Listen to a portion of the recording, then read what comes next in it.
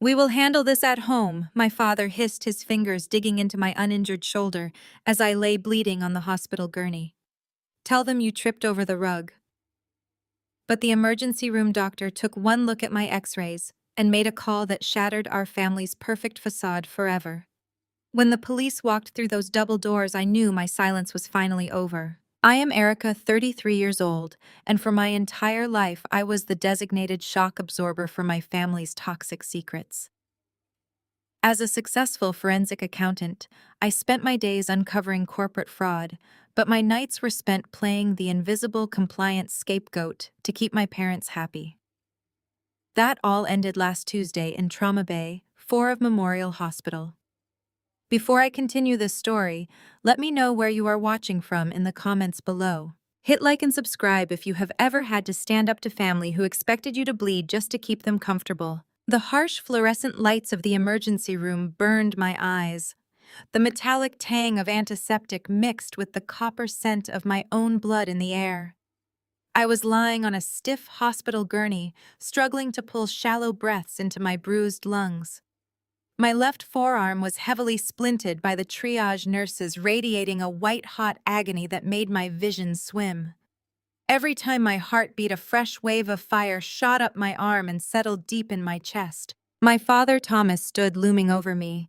He was a high-wealth investment broker, a man who believed that enough money and the right connections could rewrite reality. He was wearing a custom-tailored Italian suit, which was now slightly wrinkled from the frantic drive to the hospital. He had refused to call an ambulance when it happened. He told me that flashing lights and sirens outside our family estate would give the neighbors something to gossip about.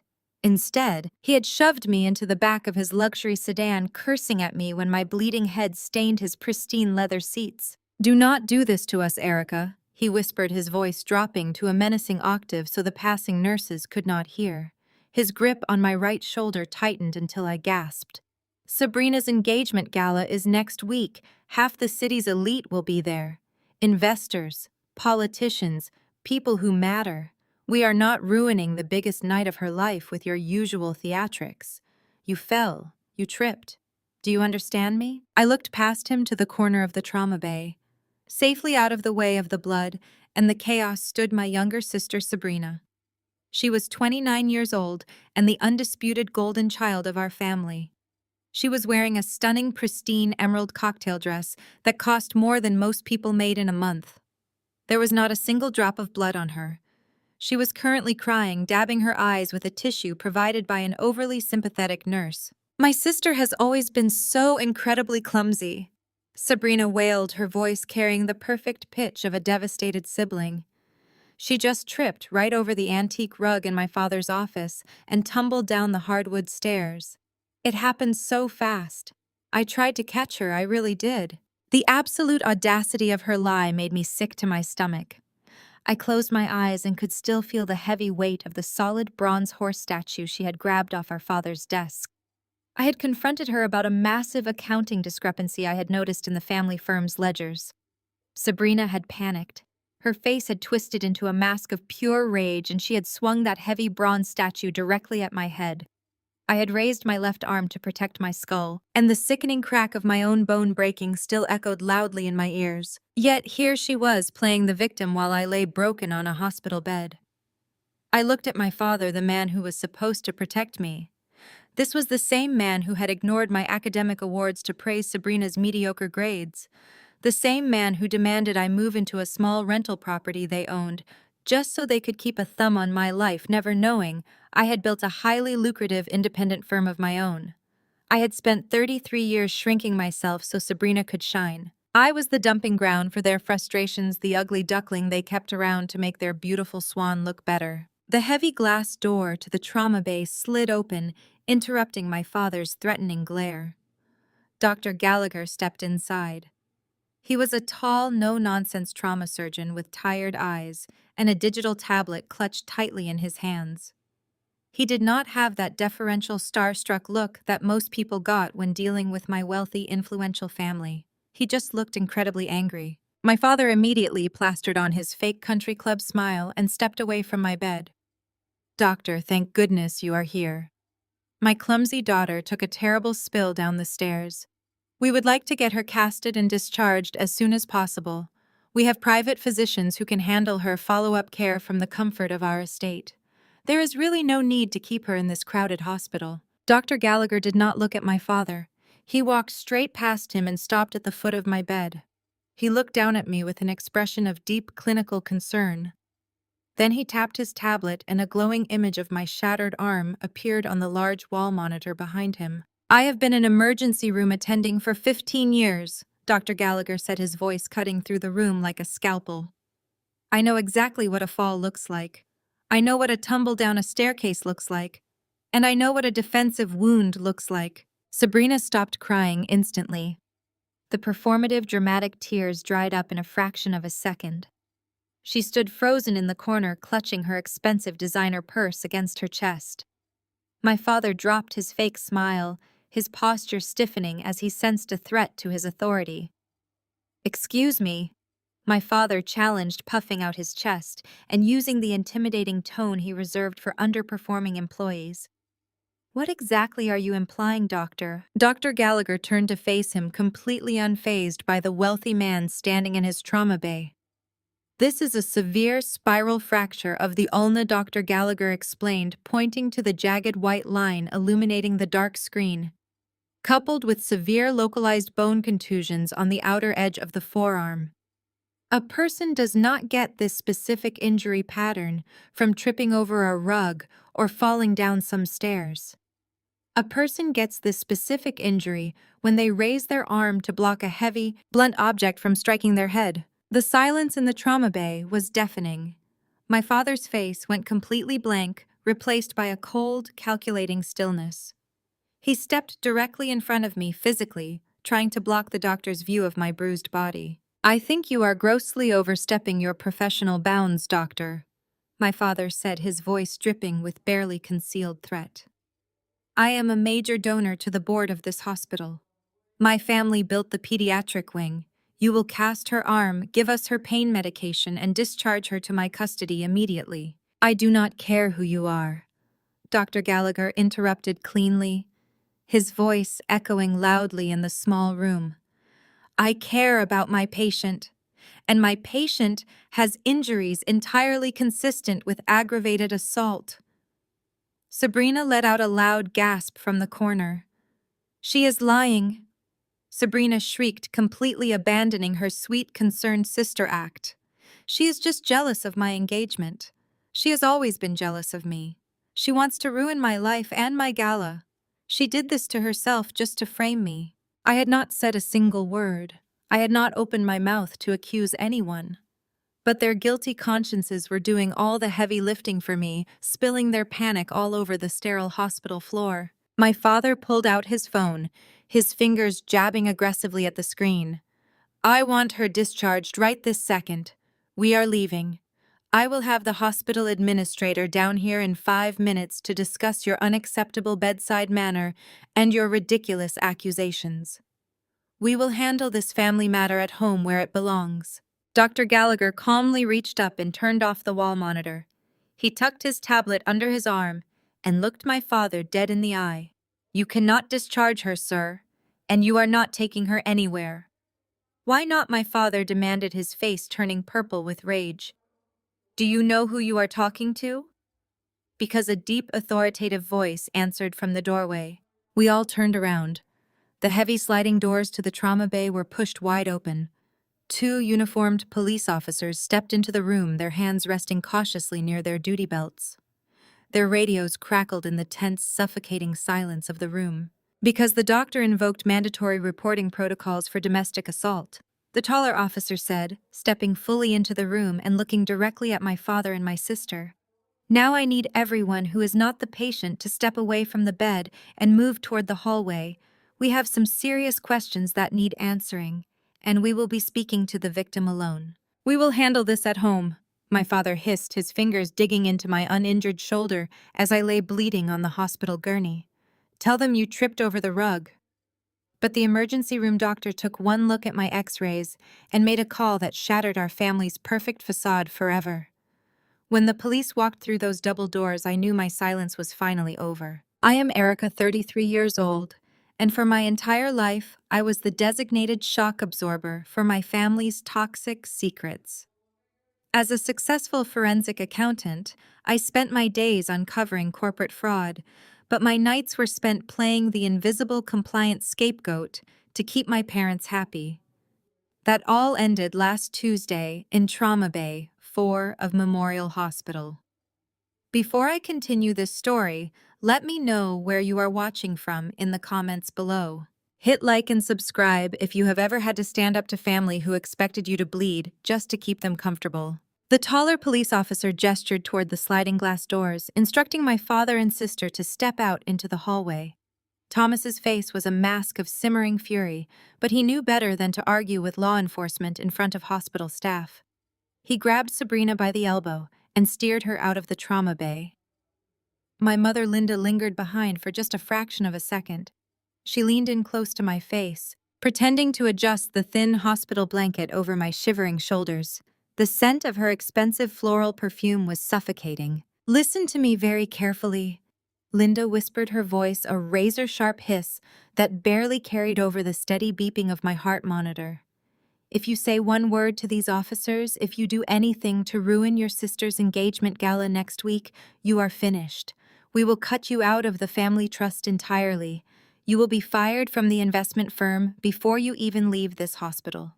And I will personally see to it that you are evicted from the condo we so generously let you rent. You will have absolutely nothing. Do you hear me? You will be on the street." I stared up at her, my face completely blank.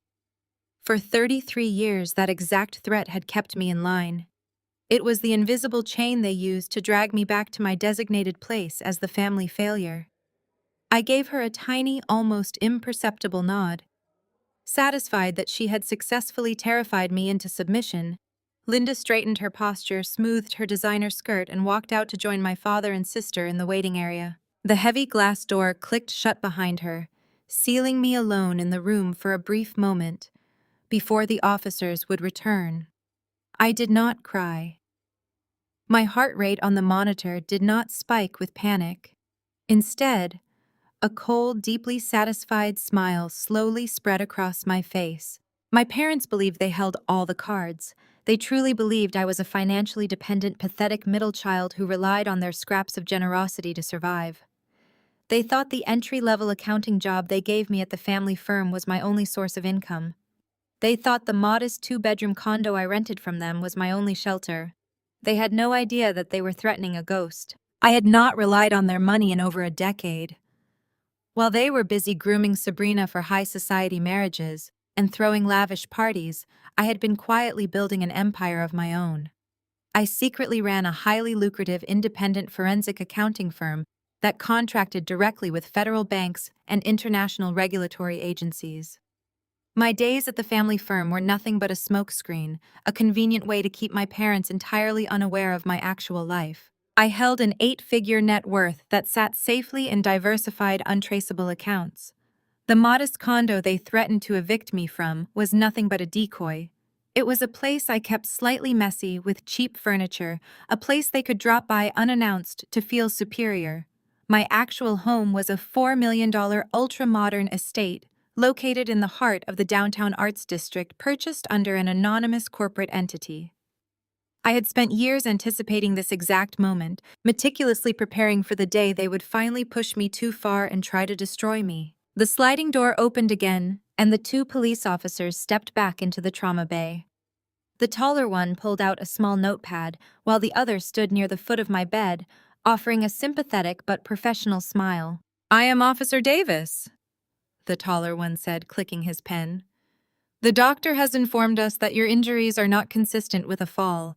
We need you to tell us exactly what happened in your father's office today. You are safe here, ma'am. No one is going to come in and interrupt you." I took a deep breath, wincing slightly as my bruised ribs protested the movement. I looked directly into Officer Davis's eyes and delivered my statement with absolute chilling clarity. "I did not fall down the stairs," I said, my voice steady and completely devoid of the panic my mother expected me to have. My sister Sabrina intentionally attacked me. We were arguing in our father's office. She picked up a solid bronze equestrian statue from his desk and swung it directly at my head with full force. I raised my left arm to block the impact, which is how my forearm was shattered. It was not an accident. It was a premeditated violent assault. Officer Davis stopped writing for a second and looked up, clearly surprised by my lack of hesitation. Most victims of family violence struggle to articulate the truth, often trying to protect their abusers. I had no such desire. I gave them every detail. I described the exact weight and shape of the statue. I detailed where I was standing, where Sabrina was standing, and the exact angle of the swing. I gave them a clinical, detached forensic breakdown of the crime scene. "Why were you arguing?" the second officer asked quietly. "What provoked the attack?" I paused, considering how much to reveal right now. I confronted her about an accounting discrepancy I found in the family firm's ledgers, I replied. She became extremely agitated when I asked her to explain the missing funds. The officers exchanged a meaningful look. Financial motives always escalated simple assaults into complex criminal investigations. They thanked me for my statement, advising me that a detective would be assigned to my case shortly.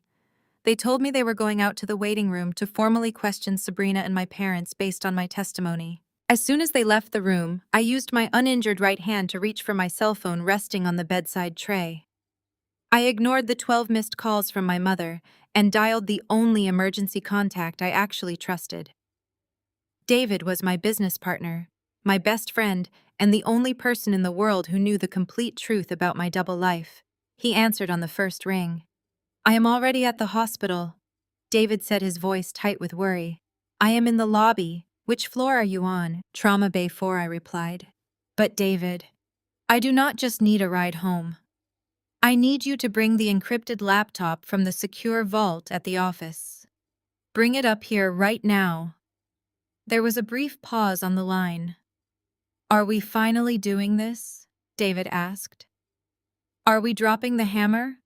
"We are dropping the entire armory," I said, staring at the thick white plaster encasing my left arm. "Just get here." David arrived 10 minutes later, bypassing the waiting room entirely by using the staff elevators. He slipped into my room carrying a sleek, unassuming black messenger bag. His eyes widened when he saw the state of my arm and the bruising blooming across my collarbone, but he knew me well enough not to offer useless pity. He unzipped the bag and pulled out my heavily modified military-grade encrypted laptop. He set up the rolling hospital tray table across my lap, adjusting the height so I could type comfortably with my right hand. The physical pain radiating from my fractures was intense, but the rush of adrenaline flooding my system easily overpowered it. I was done playing the obedient victim. I was done shrinking myself to fit into their twisted narrative. It was time to go to work. I typed in my complex alphanumeric password, bypassing 3 separate layers of biometric security before reaching my customized desktop.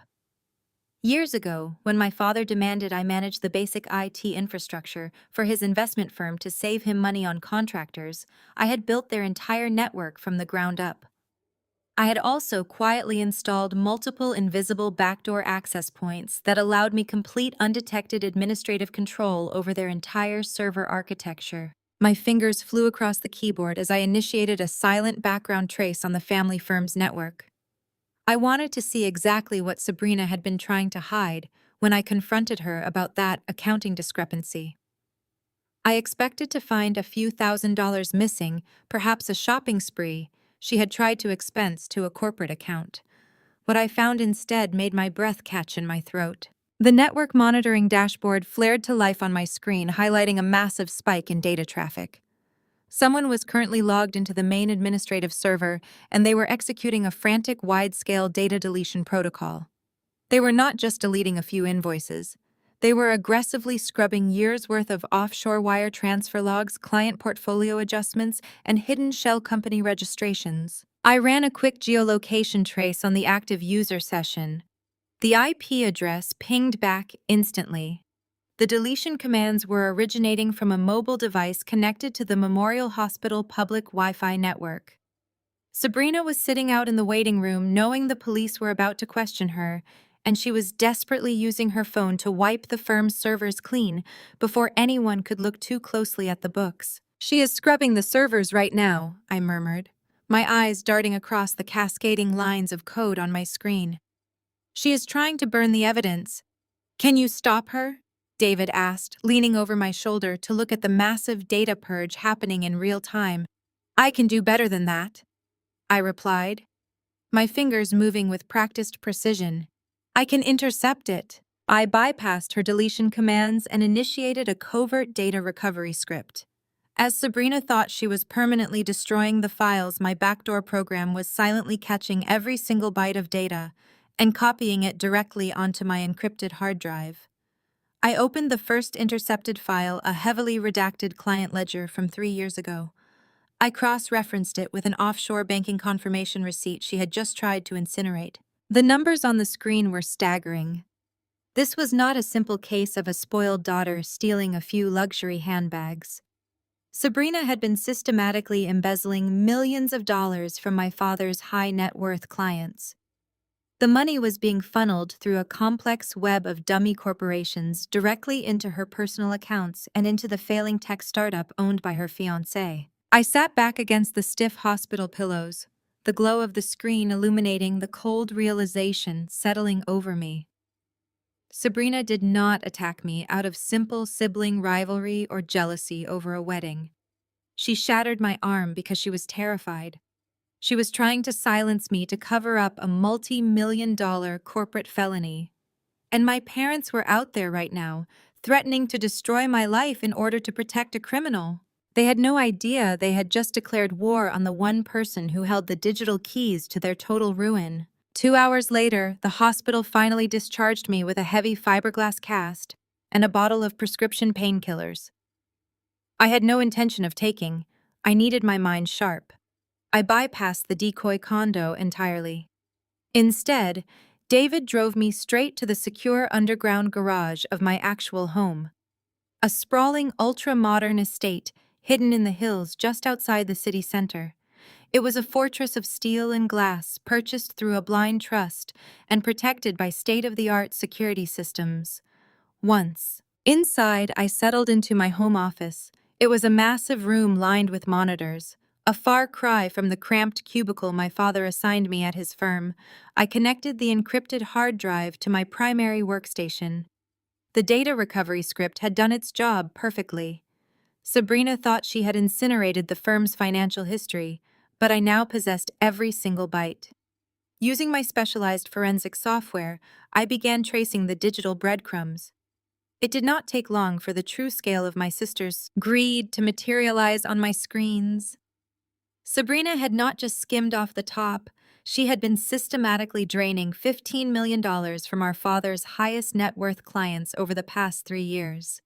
She had created a labyrinth of phantom vendor accounts and fake consulting fees.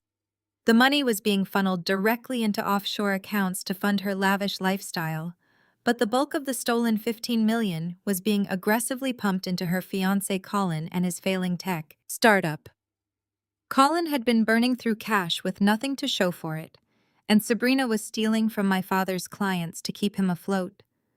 She knew the quarterly auditors would catch the massive shortfall in a matter of weeks. She swung that statue at me because I was the only person who had noticed the initial cracks in her financial facade. The desperation of a thief facing exposure had turned her violent. By the next morning, my parents realized I was not at the decoy condo. I had completely vanished from their radar, and their panic was palpable. But instead of showing concern for their injured daughter, Thomas and Linda went on the offensive. They knew the police were investigating the assault, so they needed to destroy my credibility before I could speak on the record again. They launched a vicious, highly coordinated public smear campaign. My mother uploaded a tearful, dramatic video to all of her social media channels. She sat in her pristine living room dabbing at perfectly dry eyes, addressing her thousands of wealthy followers. "It breaks my heart to share this family tragedy publicly," Linda said to the camera, her voice quivering with practiced sorrow. "But our eldest daughter, Erica, is suffering from a severe psychotic break. She has gone missing and we are terrified for her safety. She recently suffered a terrible fall down the stairs." but her mental state has deteriorated so badly that she is now fabricating horrific stories about her own sister. Erica has always struggled with deep-seated jealousy regarding Sabrina, and with Sabrina's beautiful engagement gala coming up next week, Erica simply snapped, "Please pray for her to get the psychiatric help she desperately needs." It was a masterclass in gaslighting. She effectively painted me as a jealous, unstable spinster who was trying to ruin her younger sister's perfect life. To the outside world, it looked like the heartbreaking plea of a concerned mother. To me, it was a declaration of war.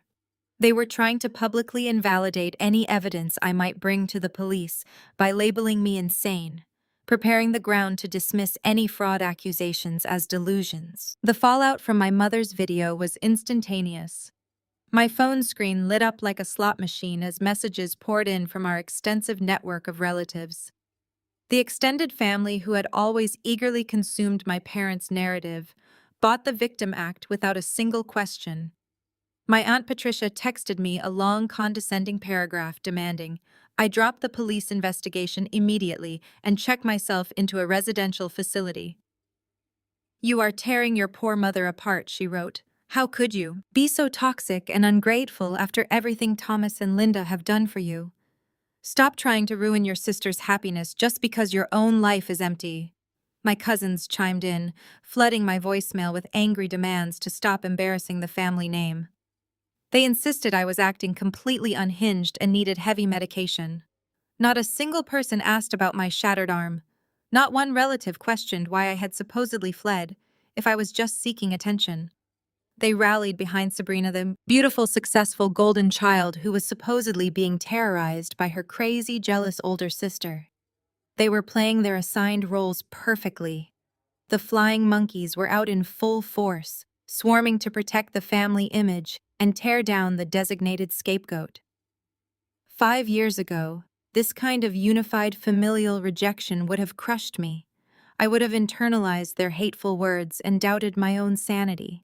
But sitting in my multi-million-dollar estate, staring at the hard evidence of Sabrina's $15 million felony, their messages were nothing but background noise. I simply blocked their numbers one by one. I did not reply to a single text message. I did not post a rebuttal video online. I did not waste an ounce of my energy arguing with people committed to misunderstanding me.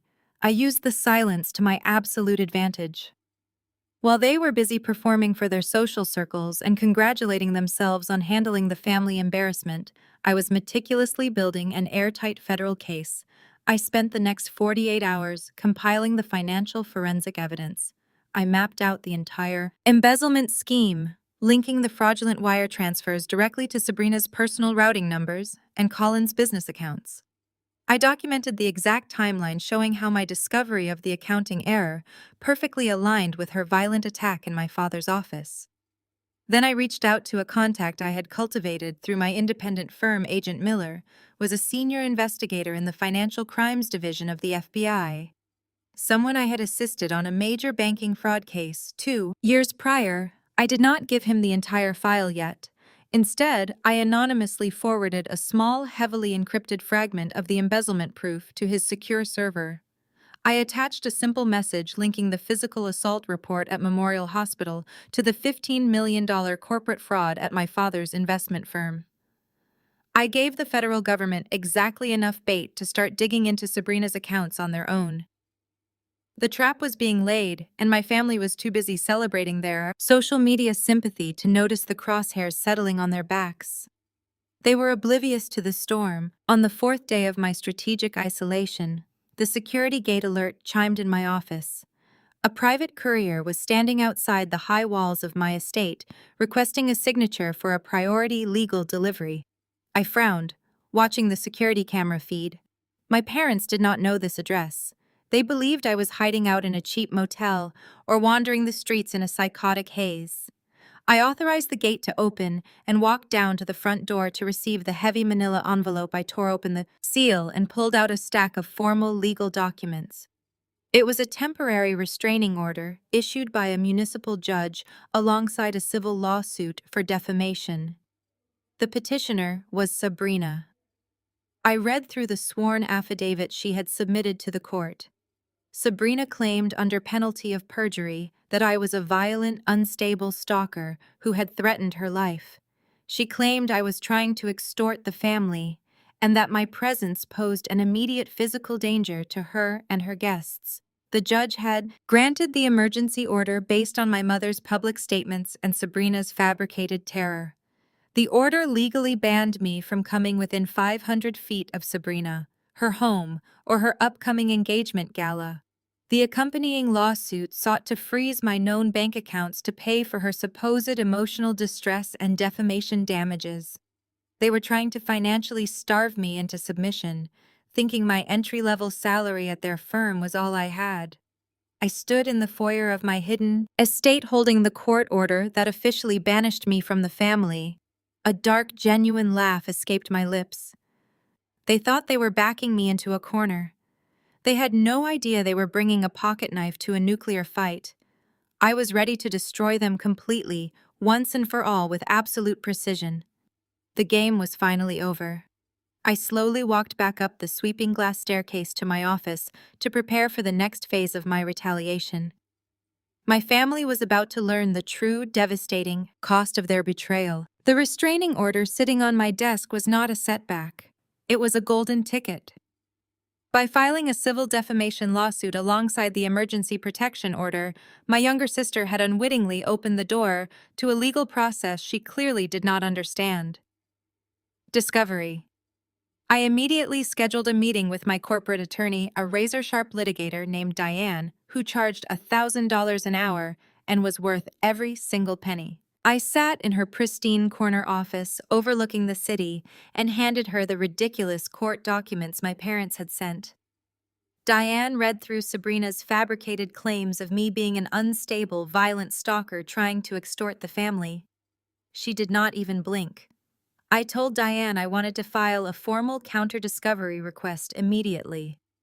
To defend myself against claims of extortion and defamation, I explained, I needed to establish my sister's state of mind and her true motive for filing the suit. I instructed Diane to subpoena Sabrina's personal bank records, the business accounts for her fiancé's tech startup, and the last 3 years of the family investment firm's transaction ledgers. Diane smiled a terrifying, brilliant smile. She drafted the subpoenas before I even left her office, ensuring they were filed directly with the municipal court that afternoon by a dedicated courier. The beauty of the legal system is that when you sue someone, you cannot hide your own financial reality from the defense. Sabrina had handed me the legal authority to rip her finances apart in broad daylight. She thought she was shutting me down, but she had just given me a skeleton key to their entire vault.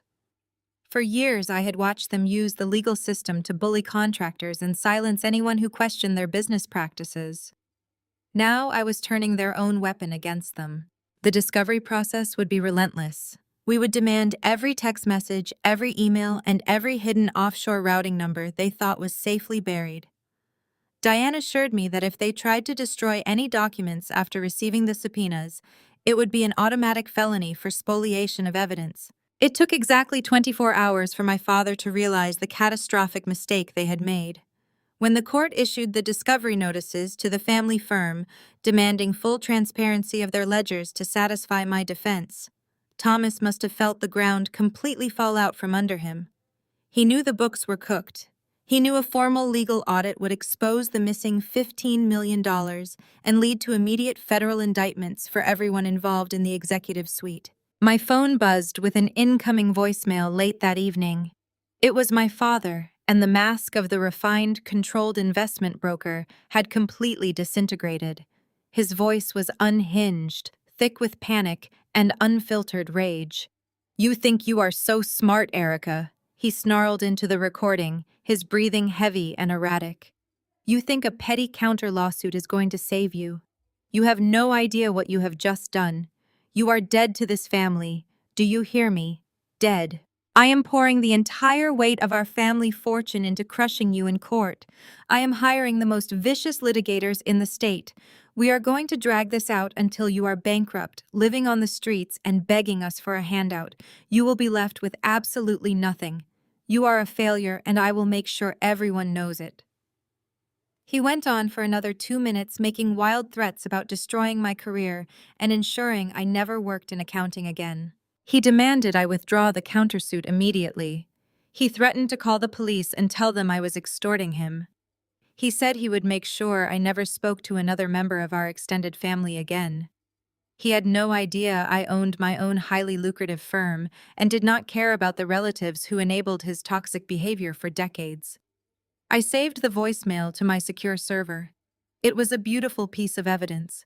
A confession of intent, wrapped in a desperate, flailing threat that proved he knew exactly what Sabrina had been doing behind closed doors. While my father was busy shouting threats into the void, I was focused on the actual endgame. The encrypted fragment of evidence I had sent to Agent Miller at the FBI had done its job. He reached out to me through a secure, untraceable channel. We arranged a highly confidential meeting at a neutral location outside the city. I sat across from him in a quiet diner, handing over a secondary encrypted drive containing more pieces of the puzzle. Miller confirmed that federal investigators were quietly monitoring Sabrina's accounts, but they needed a specific trigger to freeze the assets and make an arrest without tipping off the shell company managers. The money was moving too fast through untraceable offshore shell companies located in jurisdictions that did not cooperate with United States authorities. They needed to catch her in the act of transferring the bulk of the funds from a domestic account. That was when I realized the true purpose of Sabrina's upcoming engagement gala. The timeline of the embezzlement was too tight. The end-of-quarter auditors were scheduled to review my father's firm in exactly 10 days. Sabrina needed to wash the last remaining millions of the stolen funds out of the country before the audit began, and she needed a massive, chaotic distraction to cover the digital tracks of the final wire transfer. The engagement gala was not just a party. It was a high-society money laundering operation. Sabrina had organized a massive charity auction as part of the event. Wealthy guests would make enormous donations, creating a flood of legitimate incoming capital. Under the cover of that massive influx of cash, Sabrina planned to execute her final offshore transfer, mixing the stolen funds with the charity money to bypass standard banking alerts. It was actually a brilliant strategy, assuming nobody was looking for it. But I was looking right at it, mapping out every single digital backdoor she had left open. I returned to my hidden estate just as the afternoon mail was being delivered by my private security team. Among the standard business correspondence was a thick, oversized envelope made of heavy cream-colored cardstock. It bore my family's return address. I opened it to find an ornate gold-embossed invitation to Sabrina's engagement gala. It was absurd. I had just been legally banned from coming within 500 feet of her. Yet here was an invitation to the very event she claimed I was trying to ruin. Then a small piece of stationery slipped out from behind the invitation. It was a handwritten note from Sabrina, written in her perfectly looped, arrogant cursive. The words dripped with the same venom she had used to torment me since childhood. "You are banned from the property by the restraining order," the note read. "I just wanted you to see exactly what you are missing. Enjoy watching my perfect life from the gutter, you ugly dropout." She could not resist. Her narcissism and her need to gloat had completely overridden her basic common sense. She wanted to twist the knife to make sure I felt properly humiliated and excluded from the biggest night of her life. She wanted me to sit in my supposedly dingy condo and cry over her triumph. She was so blinded by her lifelong habit of bullying me that she forgot she was currently committing a federal crime that could land her in prison for decades. Her arrogance was going to be her absolute downfall, and I was going to ensure everyone saw it unfold. I stood in the expansive foyer of my pristine $4 million estate reading her cruel little note. I did not feel a single ounce of sadness. I felt the electric thrill of absolute victory. Sabrina had just handed me everything I needed. She had confirmed the exact time, the exact date, and the exact location where she would be distracted by her own vanity. She had given me the perfect window to strike. I smiled, a genuine expression of pure, unadulterated anticipation. I picked up my phone and dialed my business partner. David answered immediately. The rabbit is setting up the final run, I told him, staring at the gold-embossed invitation in my hand. Sabrina just gave us the exact time and location of the offshore money transfer. I need you to call Agent Miller at the FBI. Tell him the charity auction is the front for the final wash. He needs to have his cyber division ready to move on my signal. We are going to build a script that intercepts that transfer the second she hits confirm. And David? Yes. He asked, catching the predatory edge in my voice. Cancel all my meetings for tomorrow afternoon, I instructed smoothly. I am going shopping for an emerald gala dress. We are crashing the party. Sabrina wanted me to watch her perfect life from the gutter, but I was going to stand in the center of her ballroom and tear her false empire down brick by brick. The engagement gala would be a night our family would never forget. The invisible middle child was dead.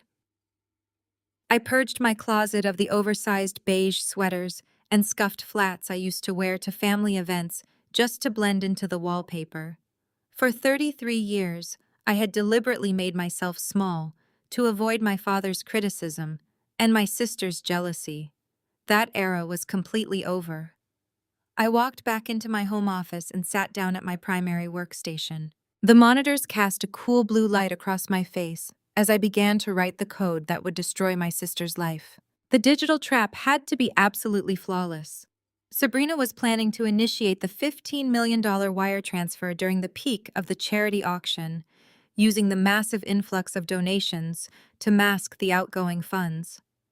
She would be using the family firm's administrative credentials to bypass the standard banking holds. I opened a secure terminal and began writing a complex interception script. It was a digital tripwire designed to sit silently inside the firm's main server. The moment Sabrina entered her authorization codes and hit confirm, my script would instantly hijack the routing protocol. Instead of bouncing through a maze of untraceable offshore accounts in the Cayman Islands, the $15 million would be immediately redirected into a secure holding account managed by the Federal Bureau of Investigation. David arrived at my estate an hour later carrying hard copies of the network schematics. We spent the entire evening running simulations testing the script against every possible firewall the bank might have in place. I contacted Agent Miller on our secure line and provided him with the exact routing numbers for the FBI holding account. Miller confirmed that his cyber division would be on standby, ready to monitor the transaction in real time. We had the digital weapon armed and ready. But to spring the trap perfectly, I needed to be in the room when she pulled the trigger. I needed to see her face, and to do that I had to legally destroy the restraining order she had filed against me. The next morning, I walked into the municipal courthouse alongside my corporate attorney, Diane. The building was a cavernous structure of cold marble and echoing hallways. Diane looked like a shark smelling blood in the water. Sabrina, of course, did not bother to show up for the preliminary hearing. She had sent a junior lawyer from my father's legal team, assuming the temporary restraining order would simply be upheld without a fight because I was supposed to be a terrified, unrepresented outcast. The junior lawyer stood before the judge and confidently recited Sabrina's fabricated claims. He stated that I was experiencing a severe mental breakdown and posed a direct physical threat to my sister's safety. Diane did not even wait for him to finish. She stepped up to the podium and handed the judge a thick certified folder. Inside was the official police report from Memorial Hospital, alongside a sworn medical affidavit from Dr. Gallagher. The judge, a stern-looking man with a gray beard, adjusted his glasses and read the documents in absolute silence. The courtroom was so quiet, I could hear the junior lawyer shifting uncomfortably on his feet. Diane spoke with lethal precision. Your Honor, the petitioner Sabrina has committed blatant perjury to obtain this emergency order. As the medical records and the police report clearly state, my client is not the aggressor. She is the victim of an aggravated assault committed by the petitioner herself. The petitioner shattered my client's arm with a heavy object and is currently under active criminal investigation for the attack. She filed this restraining order not out of fear, but as a calculated tactic to silence her victim and isolate her from the family. The judge looked up from the medical affidavit and glared at my father's junior lawyer. The young man turned pale and began to stammer clearly, unaware that his wealthy clients had lied to him. The judge did not hesitate. He struck his gavel with a loud, sharp crack that echoed off the high ceiling. "The temporary restraining order is dissolved immediately," he announced, his voice laced with disgust. "Furthermore, I am forwarding this transcript to the district attorney to review for perjury charges against the petitioner. This court will not be used as a weapon to harass victims of violence." We walked out of the courthouse completely victorious. I was legally cleared to attend the engagement gala. The invisible barrier my family had tried to build around me was shattered. Now it was time to address the physical transformation. I spent the afternoon at an exclusive high-end boutique downtown. I bypassed the modest conservative racks I usually hid behind and walked straight to the couture section. I needed armor for the battle ahead, but I wanted it to be breathtaking. I selected a custom-tailored floor-length emerald green gown. The color was a deliberate choice, representing both the wealth my family worshipped and the deep toxic envy they harbored. The silk fabric clung perfectly to my figure, projecting an aura of absolute power and undeniable confidence. I paired the gown with diamond drop earrings and a sleek, structured hairstyle that left my face completely open and defiant. My left arm was still in a cast, but I had it wrapped in a sleek black silk covering that made it look like a deliberate fashion statement rather than a vulnerability. When I looked in the dressing room mirror, I did not recognize the woman staring back at me. The frightened, obedient scapegoat was gone forever. An apex predator had taken her place. The engagement gala was being held at the Crestwood Country Club, a historic, ultra-exclusive venue known for its sprawling, manicured grounds and strict adherence to old money aesthetics. It was the exact kind of place my father used to flaunt his wealth and social dominance. I arrived 20 minutes after the main reception began. I did not take a cheap rideshare or drive my old sensible sedan. I arrived in a chauffeur-driven midnight black Maybach that glided silently up the winding driveway. The valet rushed forward to open my door. I stepped out onto the cobblestone entrance, letting the cool evening air wash over me. The sound of a live string quartet drifted from the main ballroom, mixing with the low hum of expensive conversations and clinking crystal glasses. I walked up the grand stone steps and pushed through the heavy oak double doors. The main lobby was dripping in floral arrangements and golden lighting. Dozens of extended family members, aunts, uncles, and cousins, who had spent the last week sending me hateful text messages and demanding I seek psychiatric help, were gathered near the entrance. They were sipping champagne and laughing, completely oblivious to the criminal enterprise funding their free drinks. I walked directly into the center of the lobby. The transformation in the room was instantaneous. My Aunt Patricia, who had called me a toxic, ungrateful spinster just days ago, was in the middle of a sentence. Her mouth dropped open, and she froze. The laughter died abruptly. One by one, my relatives turned to stare at me. They expected to see a broken, disheveled woman spiraling through a psychotic break. Instead, they were confronted with a stunning, commanding presence radiating undeniable wealth and authority. The silence that swept through the lobby was heavy and absolute. I did not avert my gaze. I looked directly into their eyes, holding my head high. I watched their smug judgment curdle into profound confusion and deep, uncomfortable intimidation. They stepped aside, parting like the Red Sea, to let me walk past them toward the grand ballroom. The ballroom itself was a masterpiece of financial excess. Massive crystal chandeliers hung from the vaulted ceilings, illuminating hundreds of guests in formal wear. Waiters circulated with silver trays of hors d'oeuvres. At the far end of the room, my father stood near a massive ice sculpture, holding court with a group of wealthy investors. My mother Linda stood beside him, wearing a fixed, practiced smile. It took exactly 30 seconds for them to spot me. I saw my mother's smile vanish instantly, replaced by a look of sheer, unadulterated panic. She grabbed my father's arm and pointed in my direction. Thomas turned around, his face flushing a deep, angry red the moment his eyes locked onto mine.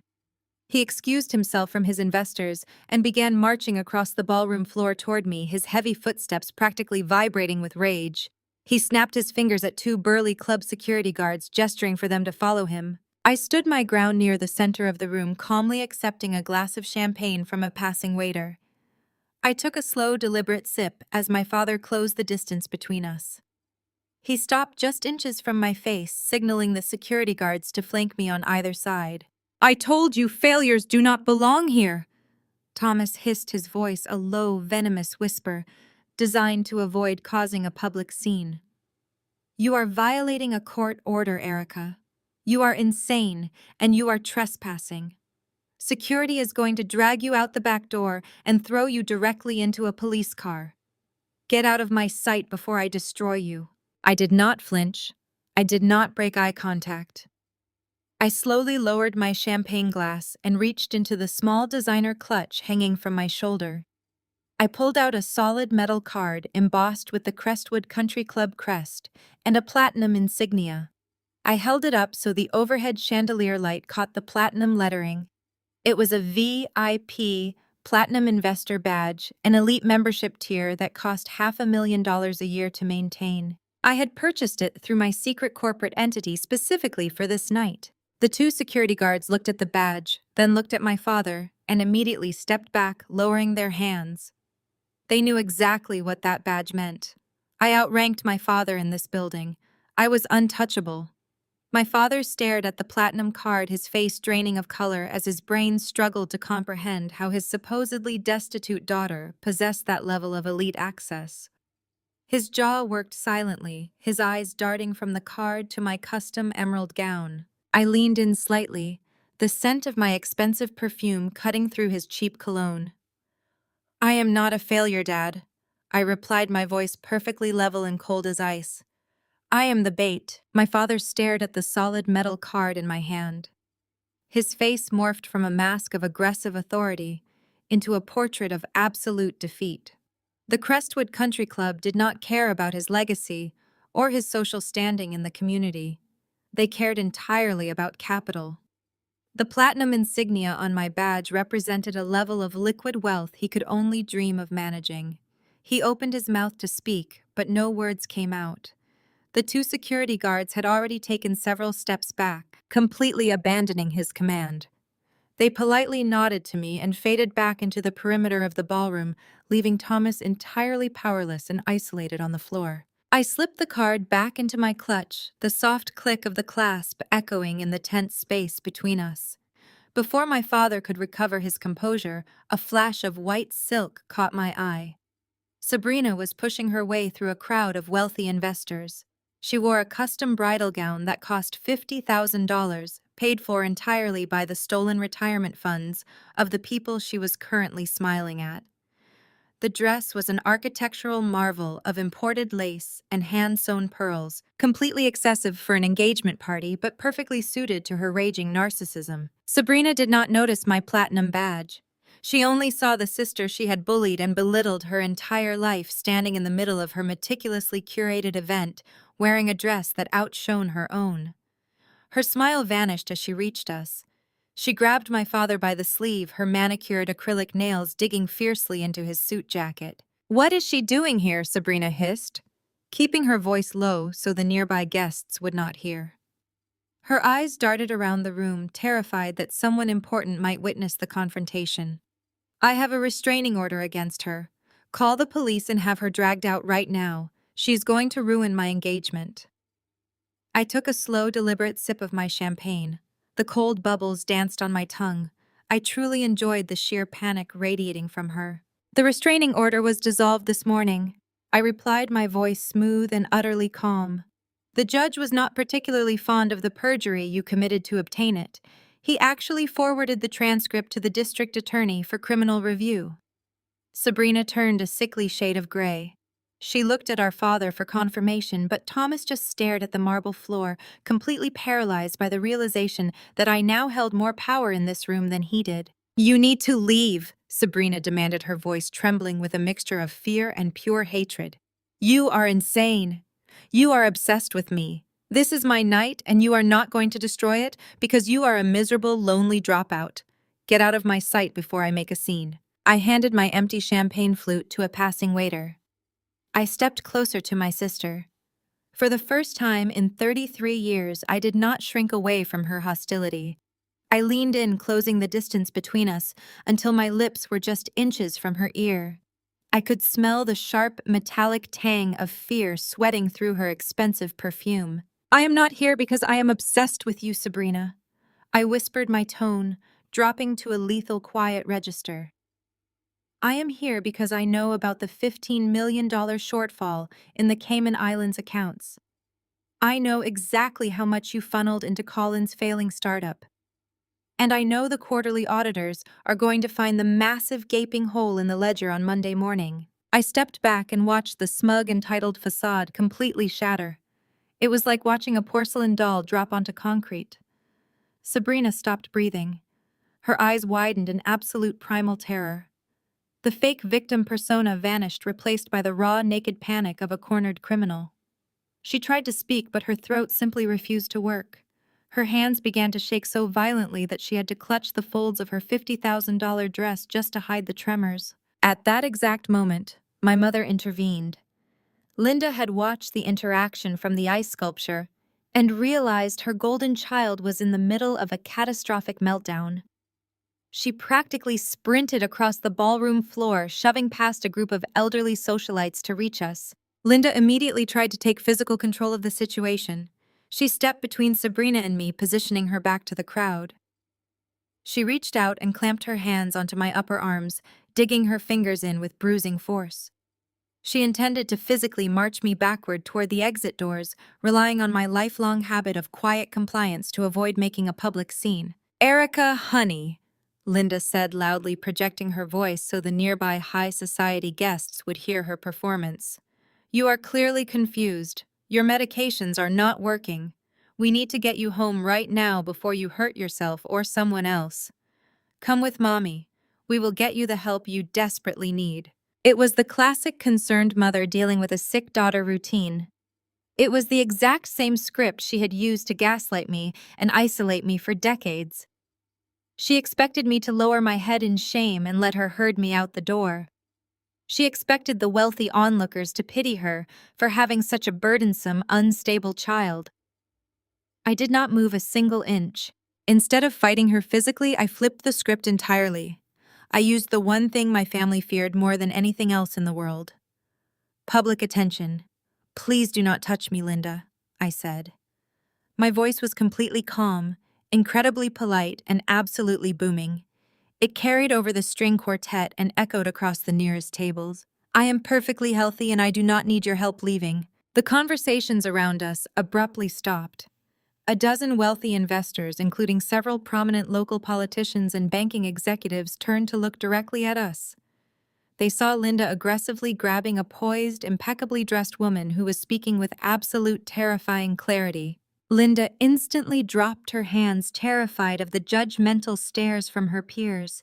The illusion of her loving maternal concern evaporated under the harsh lighting of public scrutiny. She took a step back, her face flushing bright red as murmurs began to ripple through the crowd. "We just want you to be safe," Linda stammered, her voice dropping to a frantic begging whisper. "Please, Erica, just walk away. We will give you whatever you want." I ignored her. My attention was focused entirely on Sabrina. My younger sister was hyperventilating. Her eyes darted wildly around the ballroom, landing on the wealthy clients she had robbed, the father whose firm she had destroyed, and the fiancé who had no idea his entire business was funded by federal wire fraud. She looked at the ornate clock on the ballroom wall. It was nearing 9 in the evening. Sabrina realized her window of opportunity was closing rapidly. She had originally planned to execute the offshore transfer during the charity auction at 10 o'clock, using the noise and excitement as a distraction. But I had just accelerated her timeline. She believed I was going to walk up to the microphone and expose her at any second. She thought if she could just get to her laptop in the private VIP lounge, she could hit confirm on the transaction, secure the remaining millions in an untraceable account, and flee the country before anyone could stop her. She did not realize I had anticipated this exact reaction. I had engineered this entire confrontation simply to induce a state of absolute blind panic. Panic makes people stupid. Panic makes people rush into making catastrophic mistakes. "I cannot do this," Sabrina gasped, her voice cracking as she stumbled backward. "I have to go. I have to fix this right now." "Sabrina, wait." Thomas urged, finally finding his voice. "Do not leave the floor. People are watching us." But Sabrina was completely beyond reason. She turned and practically sprinted away from us, shoving past a waiter carrying a tray of champagne glasses. The tray crashed to the floor, shattering crystal across the polished hardwood, but Sabrina did not even look back.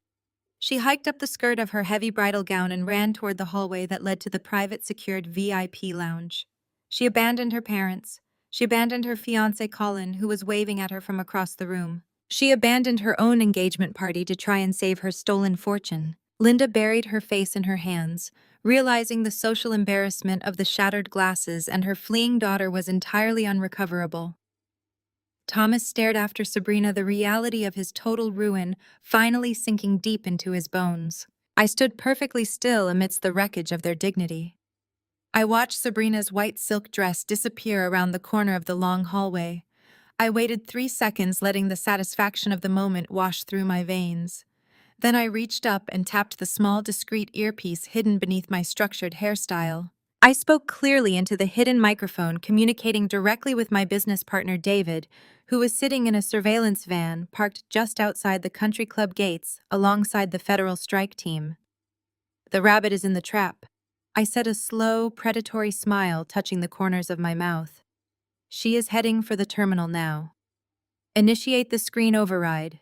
I lowered my hand from my earpiece and smoothed the front of my emerald gown. The Crestwood Country Club ballroom was a symphony of oblivious privilege. Wealthy investors clinked crystal champagne flutes and laughed at polite jokes, while the string quartet played a soft classical arrangement in the corner. My father stood near the ice sculpture, looking utterly paralyzed. My mother was still frozen in her tracks, desperately trying to maintain her social smile while her eyes betrayed pure terror. They had spent my entire life silencing me to protect this exact room full of people. Now I was going to use this very room to destroy them. I walked past the bewildered security guards and made my way directly toward the elevated main stage at the front of the ballroom.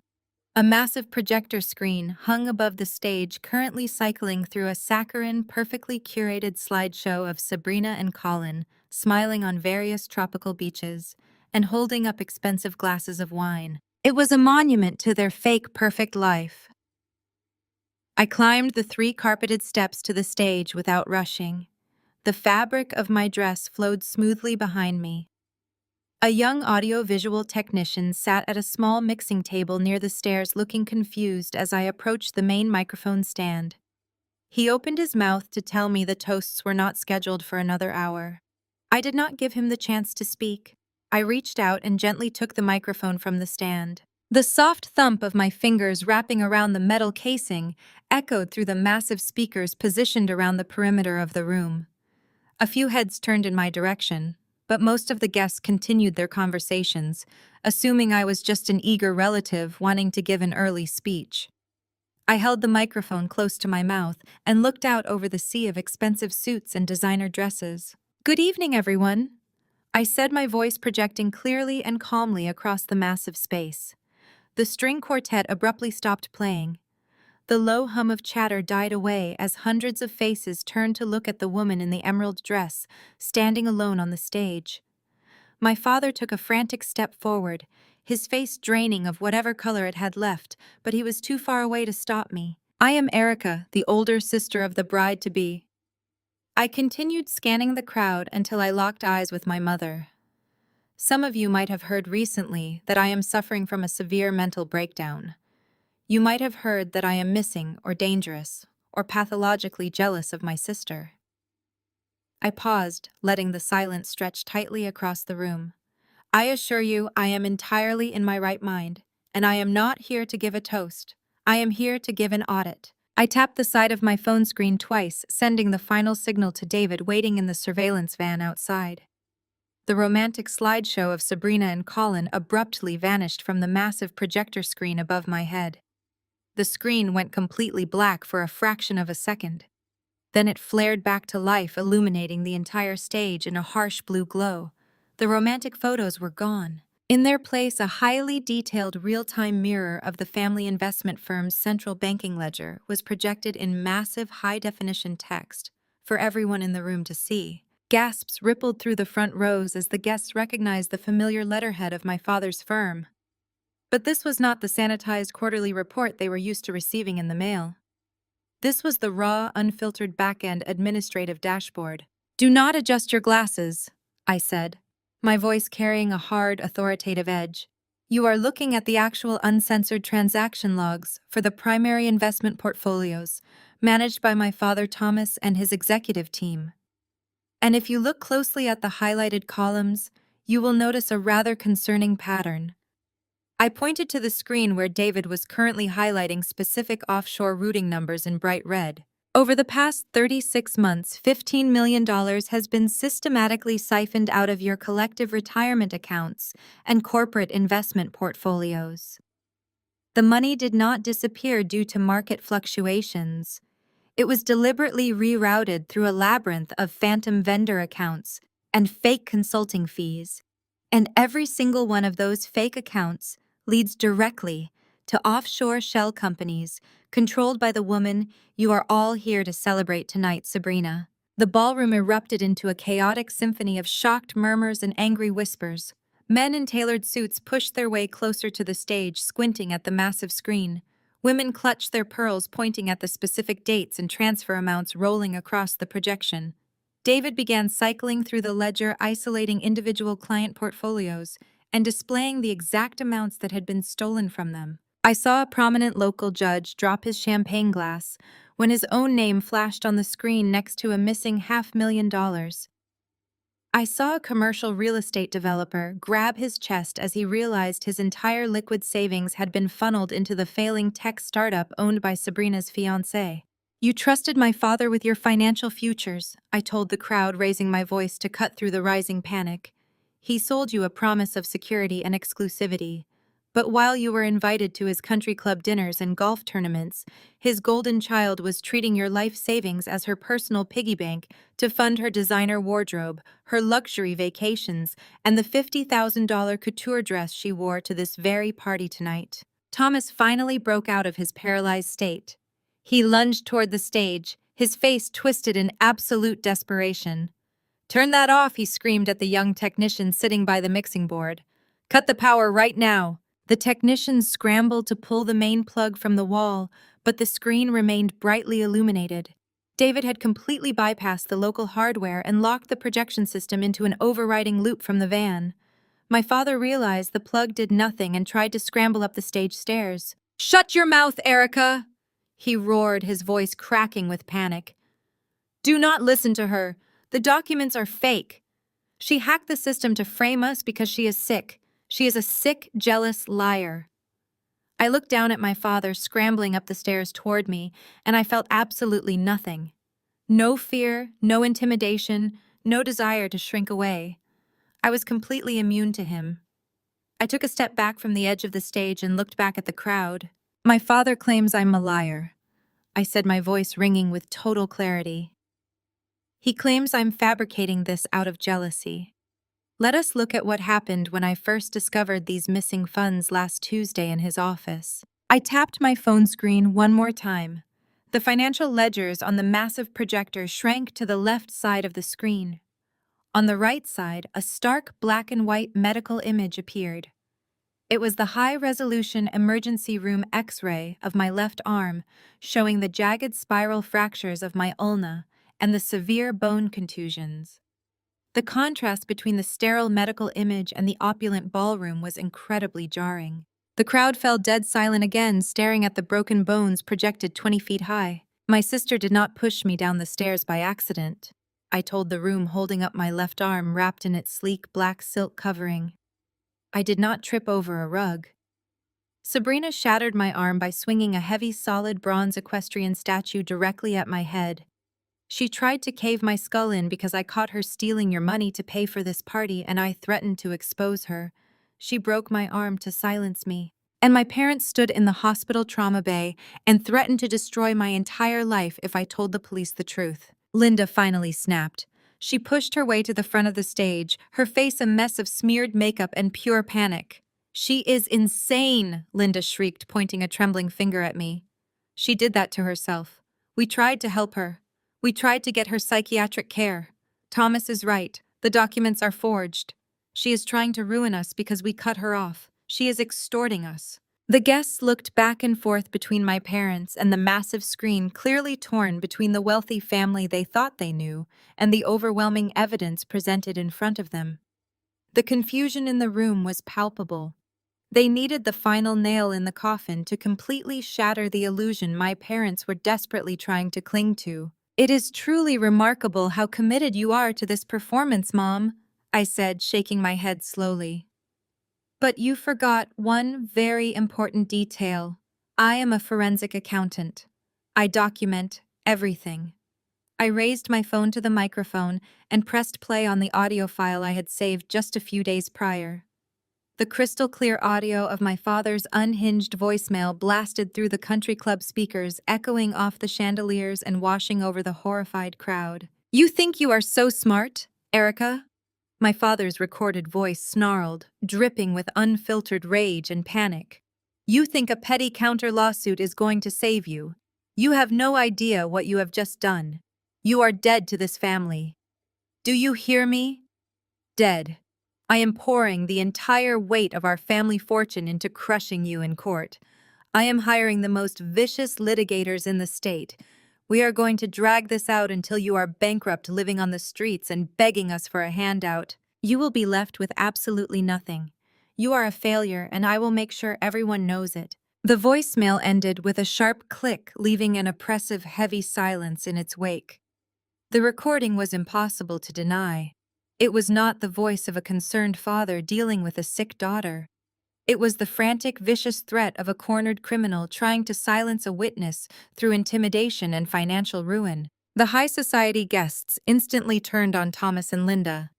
The polite restraint of the wealthy vanished entirely, replaced by the primal fury of people who realized they had been conned out of millions. The judge, who had dropped his glass, marched directly up to Thomas, his face purple with rage. "Where is my money, Thomas?" the judge demanded, grabbing my father by the lapels of his expensive suit.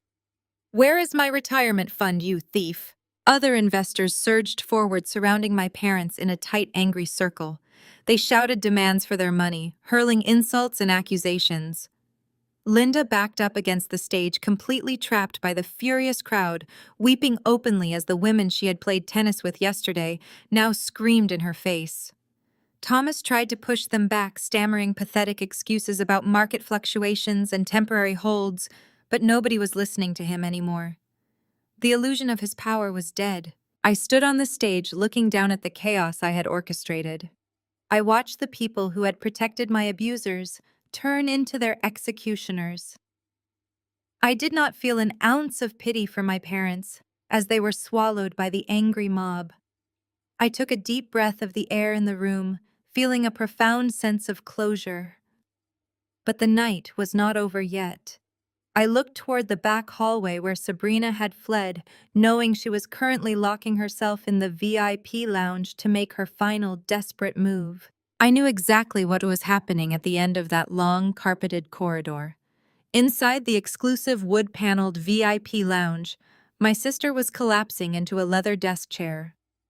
I could perfectly picture her trembling hands ripping open the clasp of her designer clutch to retrieve the two-factor authentication token she kept hidden inside. The heavy oak door was locked behind her, separating her from the catastrophic implosion of her engagement party. She only needed 60 seconds to log into the administrative portal, bypass standard security protocols, and authorize the massive wire transfer. She was typing frantically, her expensive acrylic nails clattering against the keys of her laptop. She was sweating through the bodice of her $50,000 couture gown, her perfect makeup ruined by tears of absolute terror. She accessed the Cayman Islands routing numbers using the familiar interface she used dozens of times before to steal from the people currently shouting at our parents. She entered the $15 million amount. She typed in her executive authorization password. She took a deep breath, closing her eyes as she brought her finger down on the trackpad. She clicked confirm. I knew the exact second she did it, because David had hardwired my earpiece to ping the moment the administrative server received her command. A soft, high-pitched chime sounded in my right ear. Sabrina had just pulled the trigger. Down the hall, she was letting out a massive, shuddering sigh of relief, believing she had just successfully washed her stolen fortune across international borders. She thought she had won. She thought she had outsmarted me one final time and secured her luxurious future at the expense of everyone else in this room. But the green processing bar on her laptop screen did not slide smoothly to 100%. It stopped dead at 99. Inside the ballroom, the massive projector screen hanging above the stage mirrored her exact digital interface. The entire crowd of furious investors suddenly went completely quiet as the screen froze. My father stopped trying to push his way through the angry mob and stared up at the projection, his chest heaving. My mother stood frozen against the stage, skirting her hands clamped tightly over her mouth. For 2 agonizingly long seconds, the progress bar hung in digital limbo, teasing the room with unbearable tension. Then the pristine white background of the banking portal abruptly vanished. The massive projector screen and Sabrina's laptop down the hall simultaneously flashed a blinding, aggressive crimson red. The color bathed the entire ballroom in the harsh light of a warning siren, painting the shocked faces of the elite guests in a bloody hue. Bold black text materialized across the center of the projection in massive block letters. Transfer blocked funds seized by Federal Bureau of Investigation. The silence in the ballroom shattered. The collective gasp from the high society guests sounded like all the oxygen was suddenly sucked out of the room.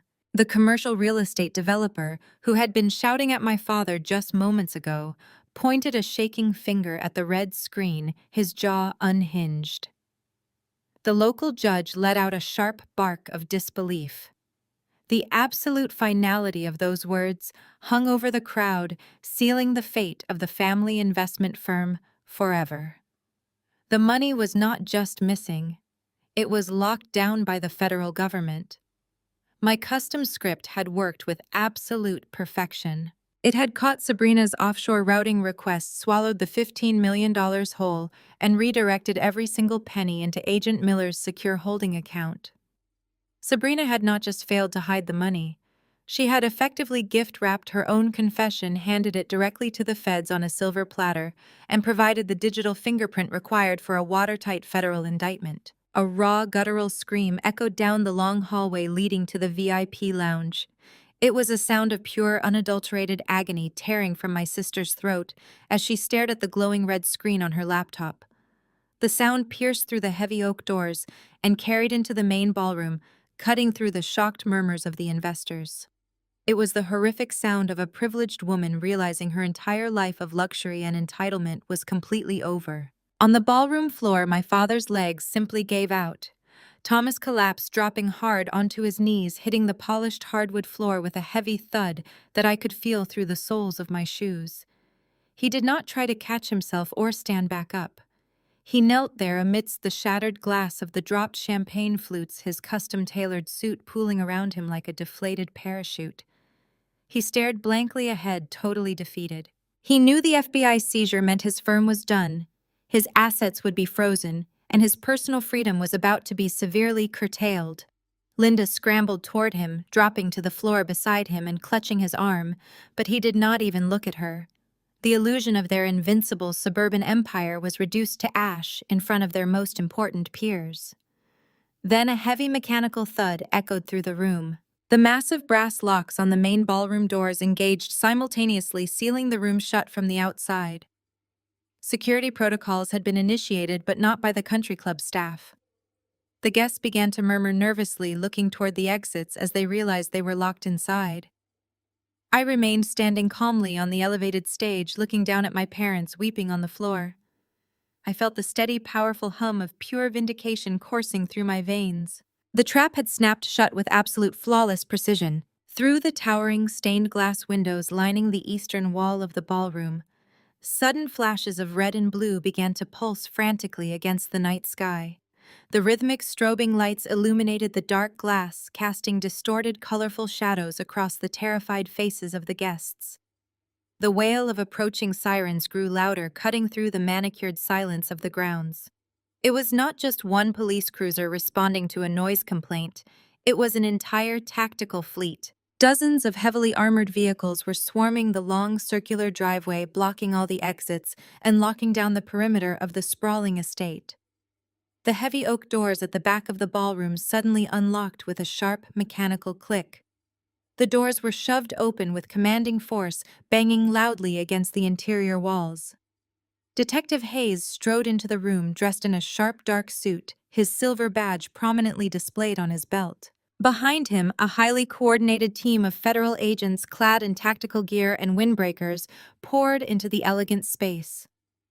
The visual impact of federal law enforcement storming an elite high society engagement gala was staggering. The agents moved with precise, practiced efficiency, securing the exits and scanning the crowd. The angry mob of investors immediately parted, scrambling backward to create a wide, clear path for the authorities. Nobody wanted to accidentally obstruct a federal raid. Detective Hayes walked straight down the center aisle, his eyes scanning the room until he locked onto my father, kneeling pitifully on the floor.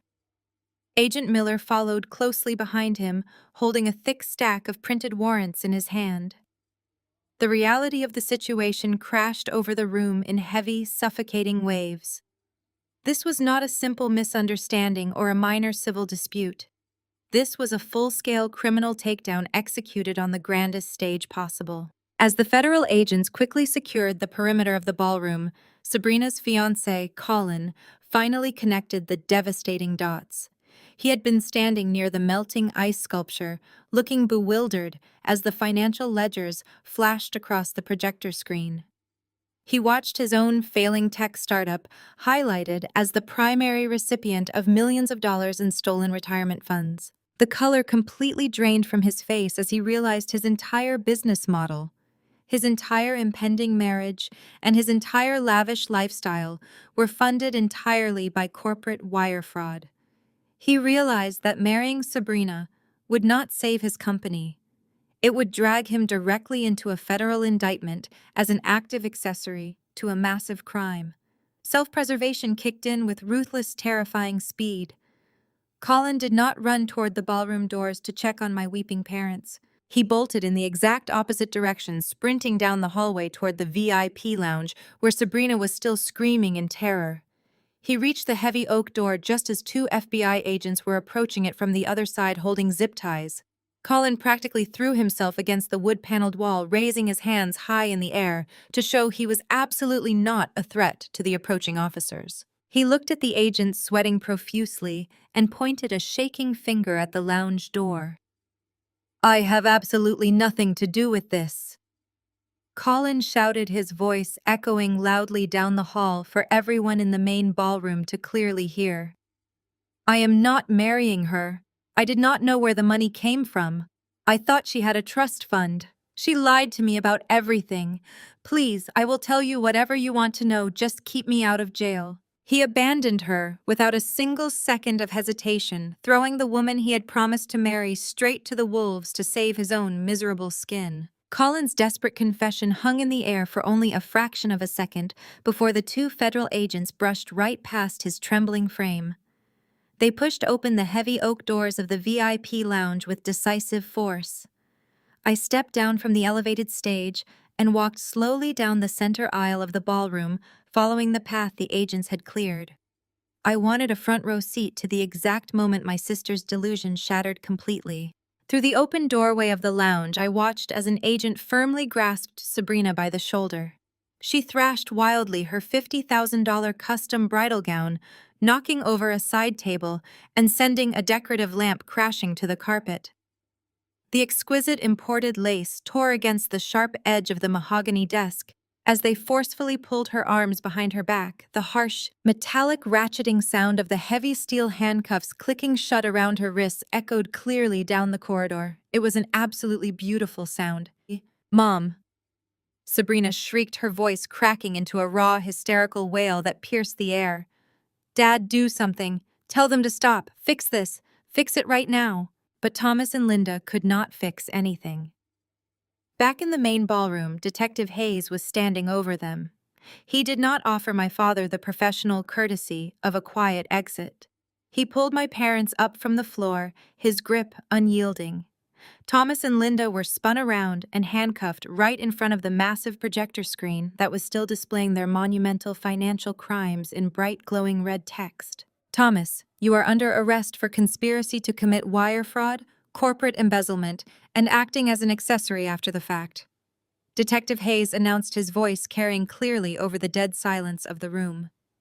He recited the Miranda rights with practiced efficiency, each word landing like a physical blow on my parents.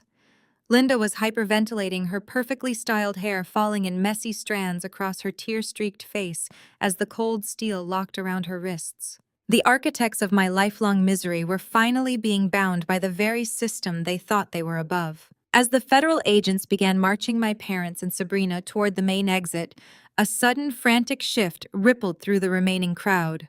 The wealthy investors stepped back in disgust, but my extended family members reacted entirely differently.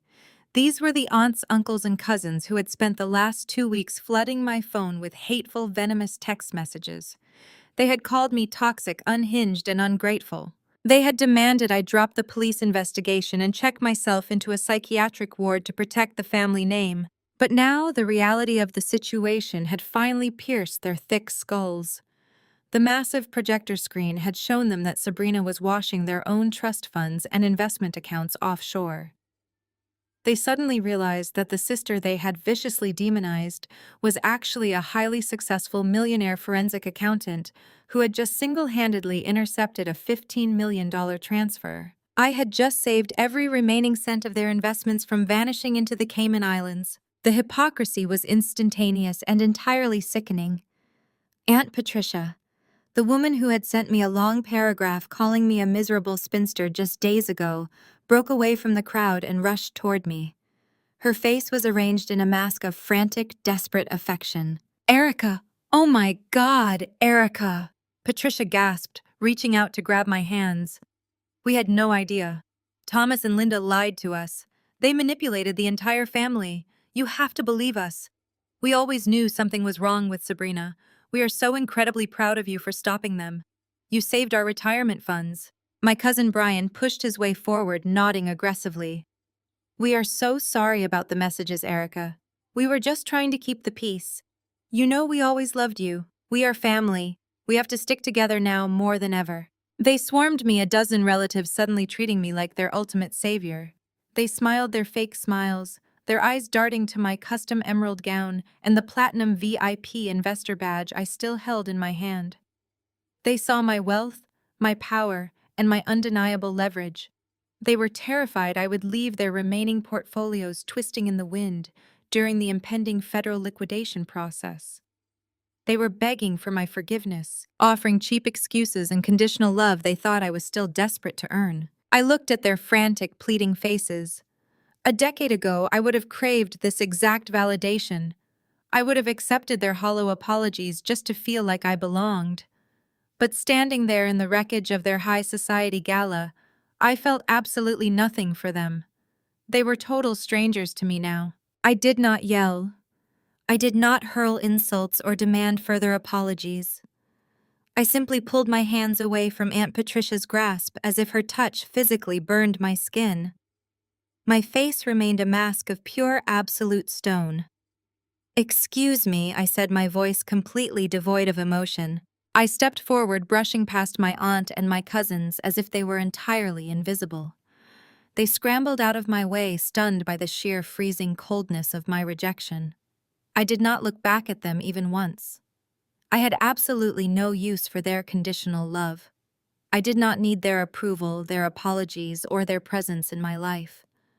I walked smoothly across the polished hardwood floor, my posture immaculate, heading directly toward the main lobby, where the police were currently staging their prisoners. The flashing red and blue lights from the dozens of cruisers parked outside spilled through the glass doors, painting the elegant foyer in chaotic colors.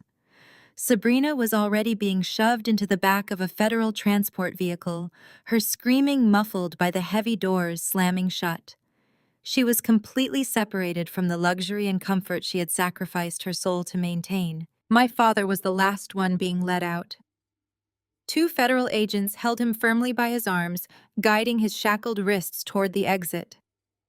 He looked completely aged, his shoulders slumped, and his expensive suit rumpled beyond repair. As they walked him toward the doors, Thomas caught sight of me standing calmly near the coat check. He suddenly dug his heels into the carpet, resisting the agents pulling him forward. He looked at me, his eyes wide with a sudden pathetic burst of hope. He knew exactly what kind of financial resources I commanded now. He knew I had the capital to hire the most ruthless criminal defense attorneys in the country. He knew I could post an astronomical bail without blinking. Erica, wait.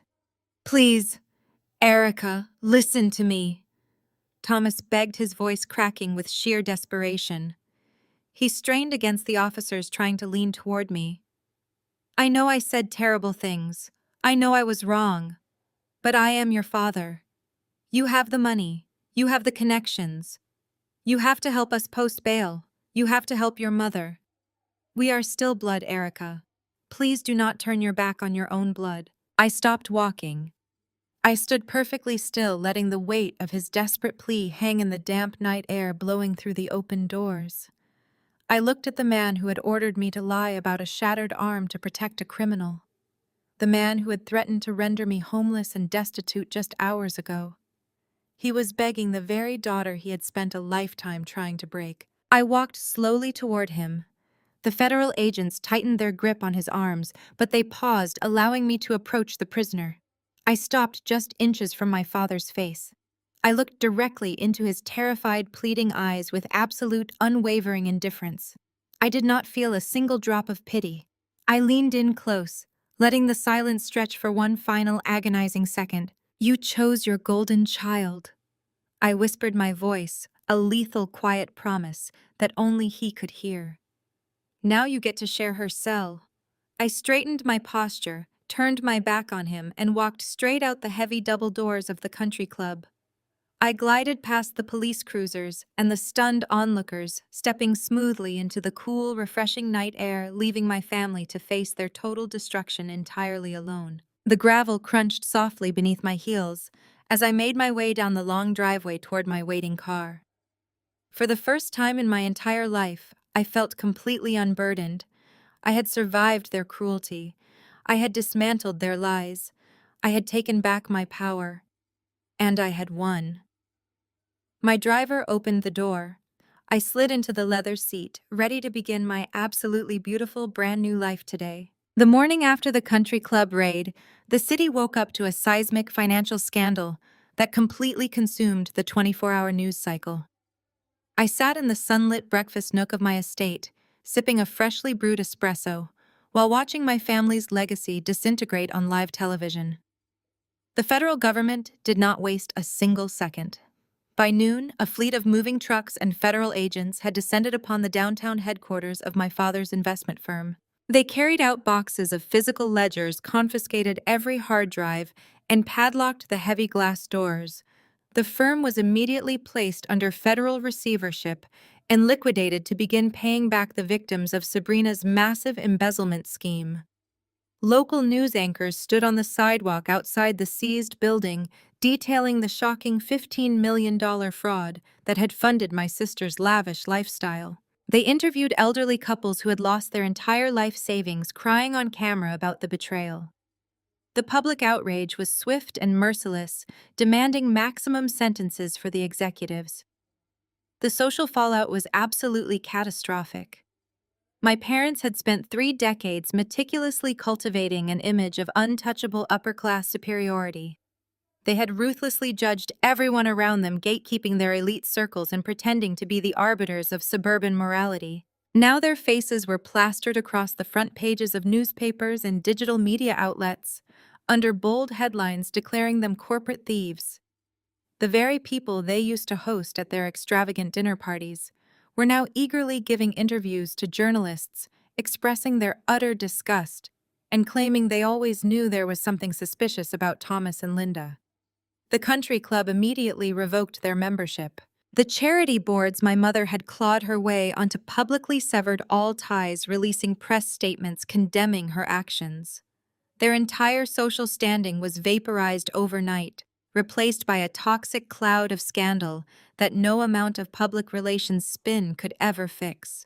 They were social pariahs completely exiled from the world they had sacrificed their own daughter to impress. The financial destruction was even more severe than the social exile. The federal prosecutors successfully argued that my parents' personal wealth was hopelessly entangled with the stolen client funds. Consequently, a federal judge ordered an immediate and total freeze on all their known assets. Their bank accounts were locked, their credit cards were canceled, their luxury vehicles were repossessed right out of the country club parking lot. The massive, pristine estate where I had grown up, the fortress of pale walls and cold expectations, was seized by the government to be sold at auction. Thomas and Linda were granted bail, but without access to their millions, they were suddenly thrust into a harsh reality they had spent their entire lives mocking. I received the updates through my attorney Diane. She informed me that my parents, stripped of their wealth and abandoned by their high society friends, had been forced to move into a cheap, rundown motel on the outskirts of the city while awaiting their federal trial. I could vividly imagine my mother, a woman who once threw a fit because a five-star hotel used the wrong thread count on her sheets, sitting on a sagging mattress in a room that smelled of stale smoke and bleach. I pictured my father, who wore custom Italian suits and drank scotch that cost more than a mortgage payment, staring at peeling wallpaper and a flickering fluorescent light. They had to learn how to exist without private chefs, housekeepers, or personal assistants.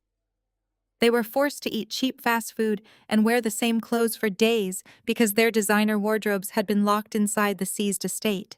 The golden facade of their suburban royalty was entirely stripped away, exposing the pathetic, bankrupt reality beneath.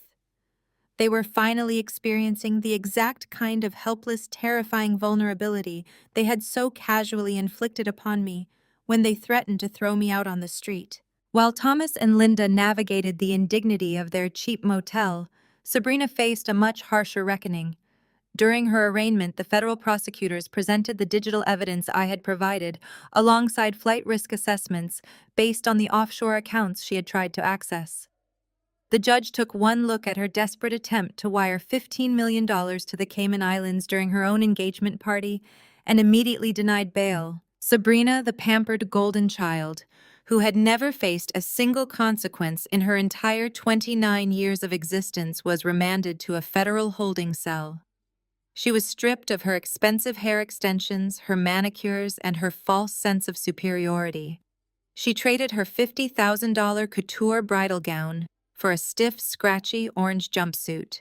According to the court filings Diane shared with me, Sabrina was facing up to 15 years in federal prison for aggravated wire fraud and corporate embezzlement. The reality of her situation was compounded by the ultimate betrayal. Colin, the fiancé she had stolen millions to impress, did not even attempt to stand by her side. Within 48 hours of the country club raid, Colin's lawyers struck a comprehensive immunity deal with the federal prosecutors. He officially severed all ties with Sabrina, publicly claiming he was a victim of her deception. He turned over every document related to his failing tech startup and eagerly agreed to testify against her in court to save himself. Sabrina was completely isolated, trapped in a cold, concrete cell, without her designer clothes, her stolen money, or the man she had destroyed her family to marry. She was finally paying the price for her unhinged greed and the violent assault she committed to protect it. I absorbed all of these updates from the absolute comfort of my hidden $4 million estate. For the first time in 33 years, the chronic, suffocating anxiety that had always lived in the back of my mind was completely gone. I did not feel a single ounce of guilt for orchestrating their downfall. I felt the profound, grounding peace of a long overdue justice. I spent my mornings walking through my private gardens, breathing in the crisp air, and my afternoons managing my highly successful forensic accounting firm. My business was actually booming. The news of my role in taking down a corrupt investment firm had solidified my reputation as an apex predator in the financial sector. Federal agencies and massive corporate clients were beating down my door to hire my team. I was surrounded by genuine success built entirely on my own merit and relentless hard work. I had dismantled the toxic architecture of my past and erected a brilliant, uncompromised life in its place. The nightmares of my father's heavy hand and my sister's cruel laughter had vanished, replaced by the quiet certainty of my own power. 3 weeks after the country club raid, I was sitting at my kitchen island enjoying a late morning coffee when my private security team brought in the day's mail. Among the neat stack of business correspondence and financial reports was a wrinkled, cheap paper envelope. It bore no return address, but I recognized the frantic, slanted handwriting immediately. It was from my mother.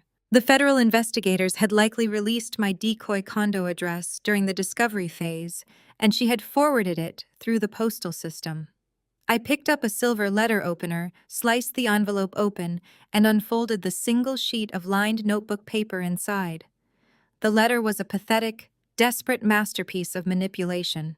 Linda wrote about how cold the motel was, how my father was struggling to breathe through his panic attacks, and how Sabrina was crying herself to sleep every night in jail.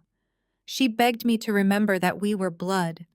She pleaded with me to use my vast, newly discovered wealth to hire them a decent defense attorney. She claimed they had learned their lesson and promised they would make everything right if I just gave them one more chance. She ended the letter by telling me she loved me and that a daughter could not simply abandon her mother in her darkest hour. I read the desperate words twice, letting the sheer audacity of her request wash over me. She really believed she could still pull my strings. I took a slow sip of my coffee, savoring the rich, dark flavor. I stood up from the kitchen island, walked calmly over to the heavy-duty industrial paper shredder I kept in my home office, and dropped the letter into the slot without a single second of hesitation. The machine hummed to life, grinding her desperate pleas into meaningless confetti. The heavy industrial shredder swallowed my mother's desperate letter and ground it into fine paper dust. The machine hummed to a quiet stop, and I returned to my desk to face the reality of the coming weeks. The federal prosecutors had formally issued a subpoena, compelling me to testify as their primary expert witness against my own parents and sister. They did not just want my testimony as a victim of a violent physical assault. They needed me to break down the complex financial web my sister had woven through the family business. I sat across a large metal table from Agent Miller and the lead federal prosecutor, meticulously reviewing the digital timeline I had extracted from my father's servers. We drank terrible black coffee and traced every single stolen dollar from its origin point in a client retirement account through the phantom vendor ledgers and straight into Sabrina's offshore shell companies. I ensured my forensic accounting reports were absolutely bulletproof. I anticipated every possible defense strategy their highly paid lawyers might attempt to use to create reasonable doubt. The prosecutors were amazed by the precision of the data. They told me they had never been handed a corporate white-collar crime case wrapped so perfectly in undeniable mathematical proof. My testimony was going to be the lethal strike that secured their convictions. While I was busy fortifying the government case, my extended family was experiencing a profound and devastating financial collapse. For decades, my aunts, uncles, and cousins had relied heavily on my father to manage their wealth. They had enjoyed preferential interest rates, luxury kickbacks, and questionable tax loopholes provided by his firm. With the firm now under federal receivership and its assets entirely frozen to compensate the victims, my relatives found themselves completely cut off from their lifeblood. The luxurious lifestyles they had taken for granted began to evaporate before their eyes. My cousin Brian faced immediate foreclosure on his sprawling vacation home and had to pull his children out of their elite private schools. Aunt Patricia, who had once called me a miserable spinster in a hateful text message, found herself unable to pay her massive country club dues or her luxury car leases. Realizing I was the only person in the family with liquid capital and an untarnished reputation, they desperately tried to reach me. They flooded my company switchboard with frantic calls begging for emergency bailouts and short-term loans to save their sinking estates. They sent long emotional emails apologizing for their past behavior and pleading for financial salvation, claiming we needed to stick together. I did not read a single one of them. David, my business partner, stepped in as my absolute gatekeeper. He instructed our firm's security and reception staff to intercept every communication from anyone sharing my last name. When Brian tried to ambush David in the lobby of our office building, David calmly threatened him with criminal harassment charges and had security throw him out onto the pavement. David strictly enforced a comprehensive block on all their phone numbers and email addresses. They were completely shut out in the cold, left to navigate their self-inflicted ruin without a fraction of my help. I walked up the wide stone steps of the federal courthouse wearing a sharply tailored charcoal suit that projected total authority and calm confidence. I bypassed the swarm of local reporters gathered near the entrance and made my way through the heavy security checkpoints. I entered the cavernous wood-paneled courtroom and took my designated seat in the front row of the gallery. I sat tall, keeping my posture perfect and my expression completely unbothered. A few moments later, the heavy side doors opened and the defendants were led into the room by armed guards. Thomas and Linda walked in first. They looked utterly depleted. My father's posture was stooped and the cheap off-the-rack suit he wore hung loosely on his shrinking frame. My mother kept her head bowed, hiding her unstyled hair and pale makeup-free face from the scattered press sitting in the gallery behind me. Then Sabrina was escorted into the room by a federal marshal. The transformation was truly shocking. The glamorous, arrogant golden child was entirely gone. She was dressed in a drab, oversized prison uniform that swallowed her figure. Her expensive hair extensions had been removed, leaving her natural hair looking thin and unwashed. The vibrant glow of her expensive skincare routines had faded into a sickly pale complexion illuminated by the harsh fluorescent lights of the courtroom. She looked incredibly small and terrified as she shuffled forward in her standard-issue canvas shoes. As she took her seat at the defendant table, she turned her head and caught sight of me sitting comfortably in the gallery. A flash of pure, helpless hatred crossed her face. She glared at me, her eyes dark and hollow, but I simply stared back with calm, icy indifference. I was completely untouchable. The federal judge, a stern woman with zero tolerance for corporate criminals, called the court to order. The preliminary hearing was meant to establish the trial schedule and address any pending motions from the defense teams. I watched as my father's defense attorney stood up nervously, adjusting his tie, and requested permission to approach the bench. He announced to the silent courtroom that his client Thomas had a formal proposition for the federal prosecutors. The attorney stated that Thomas was prepared to offer a comprehensive plea deal to the court right now. He was willing to provide full cooperation and testify under oath against his own daughter. My father was offering to tell the jury that Sabrina had acted entirely alone, manipulating the firm's ledgers without his knowledge and deceiving the executive board for years.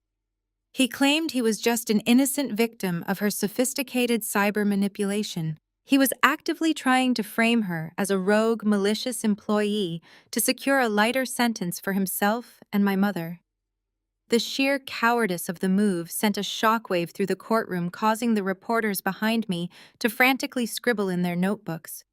He was throwing his beloved golden child directly under the bus to save his own skin. The lead federal prosecutor did not even bother to look at the paperwork the defense attorney was holding out. He stood up tall and flatly rejected the offer on the public record. He announced clearly that the government had zero need for Thomas's testimony. The prosecutor noted that Thomas's own signature was already on the forged audit reports. The forensic accounting files I had provided were so devastatingly complete and so meticulously detailed that the prosecution already had enough hard evidence to convict every single one of them for conspiracy and fraud. They did not need a rat to make their case. Sabrina sat frozen at the defense table as the prosecutor's confident words echoed off the high ceiling. She slowly turned her head to look at her father sitting just a few feet away from her. The realization hit her with the crushing, unavoidable force of a freight train. The parents who had spoiled her, protected her, and allowed her to brutally abuse me for her entire life were perfectly willing to sacrifice her to a federal prison to save themselves. Her status as the golden child only mattered when she was a shining reflection of their success. The exact moment she became a legal liability, they discarded her exactly like they had discarded me for 33 years. Something deep inside Sabrina completely snapped. She leaped up from her chair, her metal handcuffs rattling loudly against the heavy wooden table. She started screaming at our father, her voice raw and hysterical, tearing through the quiet decorum of the courtroom. Her face turned a blotchy purple as tears streamed down her cheeks, ruining what was left of her composure. She cursed him, calling him a coward and a liar for abandoning her. She shouted that he knew exactly where the stolen money was going and had explicitly encouraged her to hide it to protect his quarterly profit margins. Linda tried to reach across the table to silence her crying and begging her daughter to stop making a terrible scene. Sabrina turned her unhinged fury onto our mother, screaming that she hated her for turning her into this monster. The federal marshals immediately rushed forward to restrain Sabrina, pushing her forcefully back into her chair as she continued to thrash and wail against their grip. The judge began striking her wooden gavel repeatedly, demanding order in the court and threatening to hold them all in criminal contempt. I sat silently in this gallery, watching the entire toxic family dynamic implode in spectacular, devastating fashion. They had turned into a pack of starving wolves, viciously tearing each other apart in front of a federal judge and a gallery full of witnesses. I watched them destroy themselves, knowing my victory was absolute and final. The spectacular courtroom meltdown during the preliminary hearing set the tone for the entire trial. The federal prosecutors moved with ruthless efficiency. They did not need to rely on witness testimony or emotional appeals because the digital footprint I had provided was an impenetrable fortress of evidence. The trial concluded in record time. The jury took less than 4 hours to deliberate before returning with a unanimous verdict on all counts. I sat in my usual seat in the front row of the gallery as the judge called the courtroom to order for the official sentencing.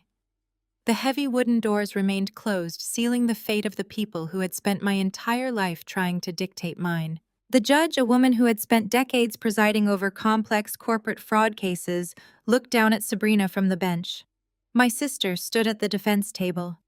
The oversized orange jumpsuit hung loosely on her frame. The vibrant, arrogant spark that used to define her every movement had been completely extinguished. The judge addressed the court, highlighting the sheer scale of the financial devastation Sabrina had caused. She noted the extreme arrogance required to embezzle $15 million from elderly investors to fund a lavish engagement gala. Then the judge brought up the aggravated assault. She read the medical reports detailing my shattered arm and the heavy bronze statue used as a dangerous weapon. The judge sentenced Sabrina to 12 years in federal prison without the possibility of early parole. Sabrina collapsed back into her wooden chair, letting out a hollow, breathless sob. She looked back at me, her eyes wide with a desperate, pleading panic, but I simply looked right through her. Next, it was my parents' turn to face the absolute finality of the justice system. Thomas and Linda were instructed to stand. My father looked physically sick, his hands trembling violently as he gripped the edge of the defense table. My mother leaned heavily against him, her face buried in her hands. The judge did not hold back. She condemned them for conspiring to cover up a massive corporate felony to protect their social standing. She reprimanded them for actively trying to destroy the life of their eldest daughter to shield a criminal. The gavel struck the sounding block with a sharp crack. Thomas and Linda were sentenced to 5 years each in federal prison for conspiracy and acting as accessories after the fact. As the sentence echoed through the quiet courtroom, Linda let out a piercing, agonizing wail. She whipped her head around to look at me in the gallery. Her face was a twisted mask of sorrow and disbelief, hoping to see a shred of sympathy in my eyes. She found absolutely nothing. My face remained a mask of impenetrable stone. I did not offer her a single ounce of comfort. Before the federal marshals could escort them away, the prosecutor requested permission for me to deliver my victim impact statement. The judge granted the request, nodding respectfully in my direction. I stood up from my seat, smoothing the front of my tailored charcoal suit, and walked calmly toward the podium in the center of the room. I did not bring any notes. I did not need a written script to articulate the reality of my 33 years on this earth. I adjusted the microphone and looked directly at the judge, deliberately ignoring the 3 convicted felons sitting just a few feet away. I did not speak about the $15 million. I did not mention the complex offshore routing numbers or the corporate accounts I had spent weeks untangling for the FBI. The money was merely a symptom of a much deeper, more insidious disease. I spoke about a lifetime of calculated emotional manipulation. I spoke about what it felt like to be systematically erased in your own home, to be treated as a convenient shield for other people's mistakes. For over 3 decades, my primary function in that household was to absorb the impact of their flaws. I told the silent courtroom, my voice steady and unwavering. I was conditioned to accept abuse as normal and to view my own silence as the price of admission to my family. When I finally uncovered the truth about the financial crimes happening behind closed doors, they did not hesitate to use physical violence to silence me. The assault that shattered my arm was not an isolated incident. It was the physical manifestation of a psychological dynamic that had existed since I was a child. They believed that because they had always been able to control me, I would simply take the hit and sweep their crimes under the rug. I turned my head slightly, allowing my gaze to sweep over my parents and my sister for the very last time. But they underestimated my resilience. They broke my arm, but they could not break my mind. I am not standing here today as a victim of their greed. I am standing here as the person who finally held them accountable. I reclaim my narrative today. I am entirely free of them. I stepped away from the podium. I did not wait to watch the federal marshals place my family in handcuffs. I turned my back and walked straight down the center aisle of the courtroom, pushing open the heavy double doors and stepping out into the bright, chaotic lobby. The hallway was completely packed with local and national journalists. They had been waiting for hours to get a statement from the forensic accountant who had single-handedly brought down her own corrupt family. The camera flashes blinded me for a second as they swarmed forward, shoving microphones and digital recorders in my direction. They shouted questions, asking how I felt about seeing my parents sent to prison, asking if I had any final words for my sister. I raised my hand, signaling for quiet, and the aggressive throng of reporters immediately silenced themselves, waiting for my quote.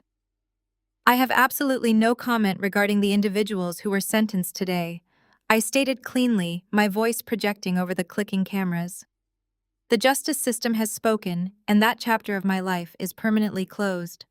However, I do have an announcement regarding the future of my firm. Over the past several months, I have witnessed exactly how vulnerable private investors can be when the people they trust decide to exploit them. The elderly couples who lost their life savings did not have the tools to spot the fraud hidden deep within those investment portfolios. That changes today. I looked directly into the nearest camera lens. I am officially launching a new nonprofit branch of my forensic accounting firm. We will be dedicating a significant portion of our corporate resources to conducting pro bono financial audits for vulnerable investors and elderly clients who suspect they are being defrauded by predatory brokers. We will hunt down corporate parasites, and we will hand them directly to the federal government. A wave of excited murmurs rippled through the press corps as they frantically typed out my statement. I did not take any follow-up questions. I gave a polite nod to the journalists and walked purposefully through the crowd, moving toward the main exit of the courthouse. My security detail met me at the doors, guiding me down the wide concrete steps toward the busy downtown street. The midday sun was shining brightly, cutting through the cool autumn air. The heavy, oppressive weight that had rested on my shoulders for my entire life was completely gone. The city felt entirely different today. It felt wide open and full of limitless potential. I reached the bottom of the steps where my chauffeur was holding the door of my car open for me. I was just about to slide into the comfortable leather seat of the waiting vehicle when a deep, familiar voice called out my name over the ambient noise of the city traffic. Erica. I stopped and turned around, my hand resting on the polished frame of the open car door. Standing a few yards away near the base of the courthouse steps was Dr. Gallagher. The emergency room trauma surgeon who had taken one look at my shattered arm and refused to accept my father's lies was standing there wearing a sharp navy suit instead of his usual medical scrubs. He had the same tired but incredibly kind eyes I remembered from the chaotic trauma bay. He stepped forward holding 2 cups of coffee in his hands, offering one to me with a small understanding nod. A genuine warm smile spread across my face as I looked at the man who had helped me spark the revolution. He did not see me as the broken, invisible girl my parents had created. He saw me for the formidable woman I truly was. That validation felt incredibly powerful. I knew instantly that this meeting was no mere coincidence. It was a pure, absolute, perfect destiny. I reached out and took the warm cup, letting the comforting heat seep into my fingers. I took a steady, deliberate step toward him, leaving the dark, heavy shadow of my family's total destruction completely behind me forever. The terrible, stifling chapters of my abusive past were permanently over, and the brilliant, uncompromised future I had built for myself was just beginning to beautifully unfold right here on these bright, sunlit city streets. I took a deep breath of the fresh air, realizing that for the first time in 33 years, I was finally safe. I stopped walking, my hand hovering over the polished chrome handle of my waiting luxury car.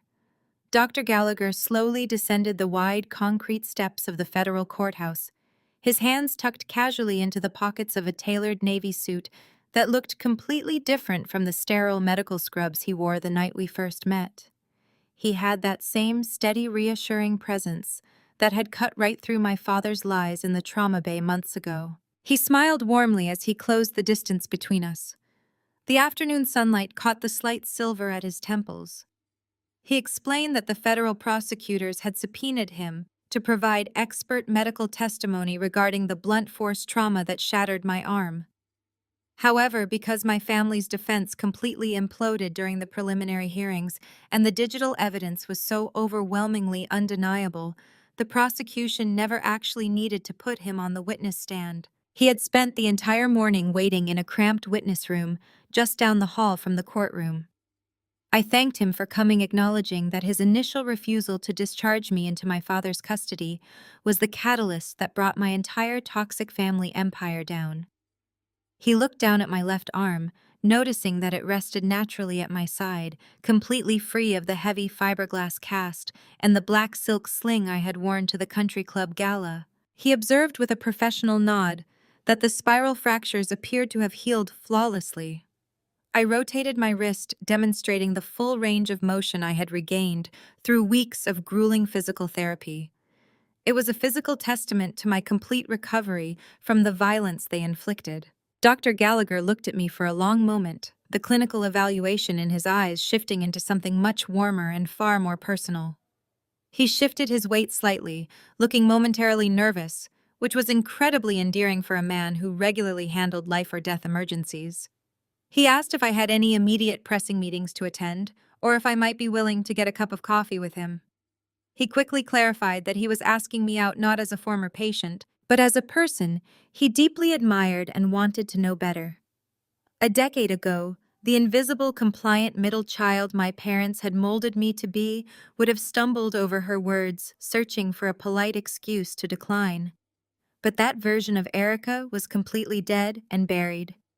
The woman standing on the courthouse steps was an apex predator in the financial world, a millionaire who had just dismantled a corporate crime syndicate.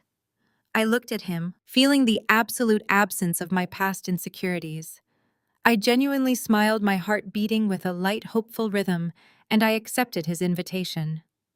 We walked away from the swarm of media vans and the heavy shadow of the federal building, strolling side by side down the busy city sidewalk toward a quiet, upscale cafe he knew a few blocks away. The autumn air was crisp and refreshing, carrying the faint scent of roasted coffee beans and falling leaves. Every single step we took away from that courthouse felt like a glorious, hard-earned victory lap after a lifetime of running in miserable, endless circles. We found a small corner table near the back of the cafe, away from the noise of the afternoon rush. Dr. Gallagher, whose first name was Liam, ordered us 2 black coffees and a plate of warm pastries. As we sat across from each other, the conversation flowed with a surprising, effortless ease. We talked about his demanding schedule as a trauma surgeon and the intense high-stakes reality of my work as a forensic accountant. He listened intently as I described the intricate, complex algorithms I used to track offshore shell companies. He did not look at me with the pity or the condescension I was so used to receiving from my extended family. He did not know the fabricated stories my mother had spread about my supposed mental breakdowns. He did not know about the decades of emotional abuse, the constant comparisons to my younger sister, or the brutal way my parents had isolated me. To Liam, I was simply Erica, an incredibly strong, self-made, fiercely intelligent woman who had survived a violent attack and methodically brought her attackers to justice. For the very first time in 33 years, I realized exactly what it feels like to interact with a man who viewed me entirely without the toxic, distorting filter of my family's labeling. I did not have to explain my worth. I did not have to prove I was not a failure. I did not have to shrink my personality to make him feel more comfortable. I was permitted to take up space, to be ambitious, and to be completely respected. The realization washed over me like a warm, healing wave. I leaned forward, resting my elbows on the small wooden table, and for the next 2 hours, I just allowed myself to be truly seen. The weeks following the sentencing and that incredible first coffee date with Liam turned into a period of massive, explosive growth for my professional life. I returned to my hidden luxury estate and threw myself entirely into expanding my independent firm.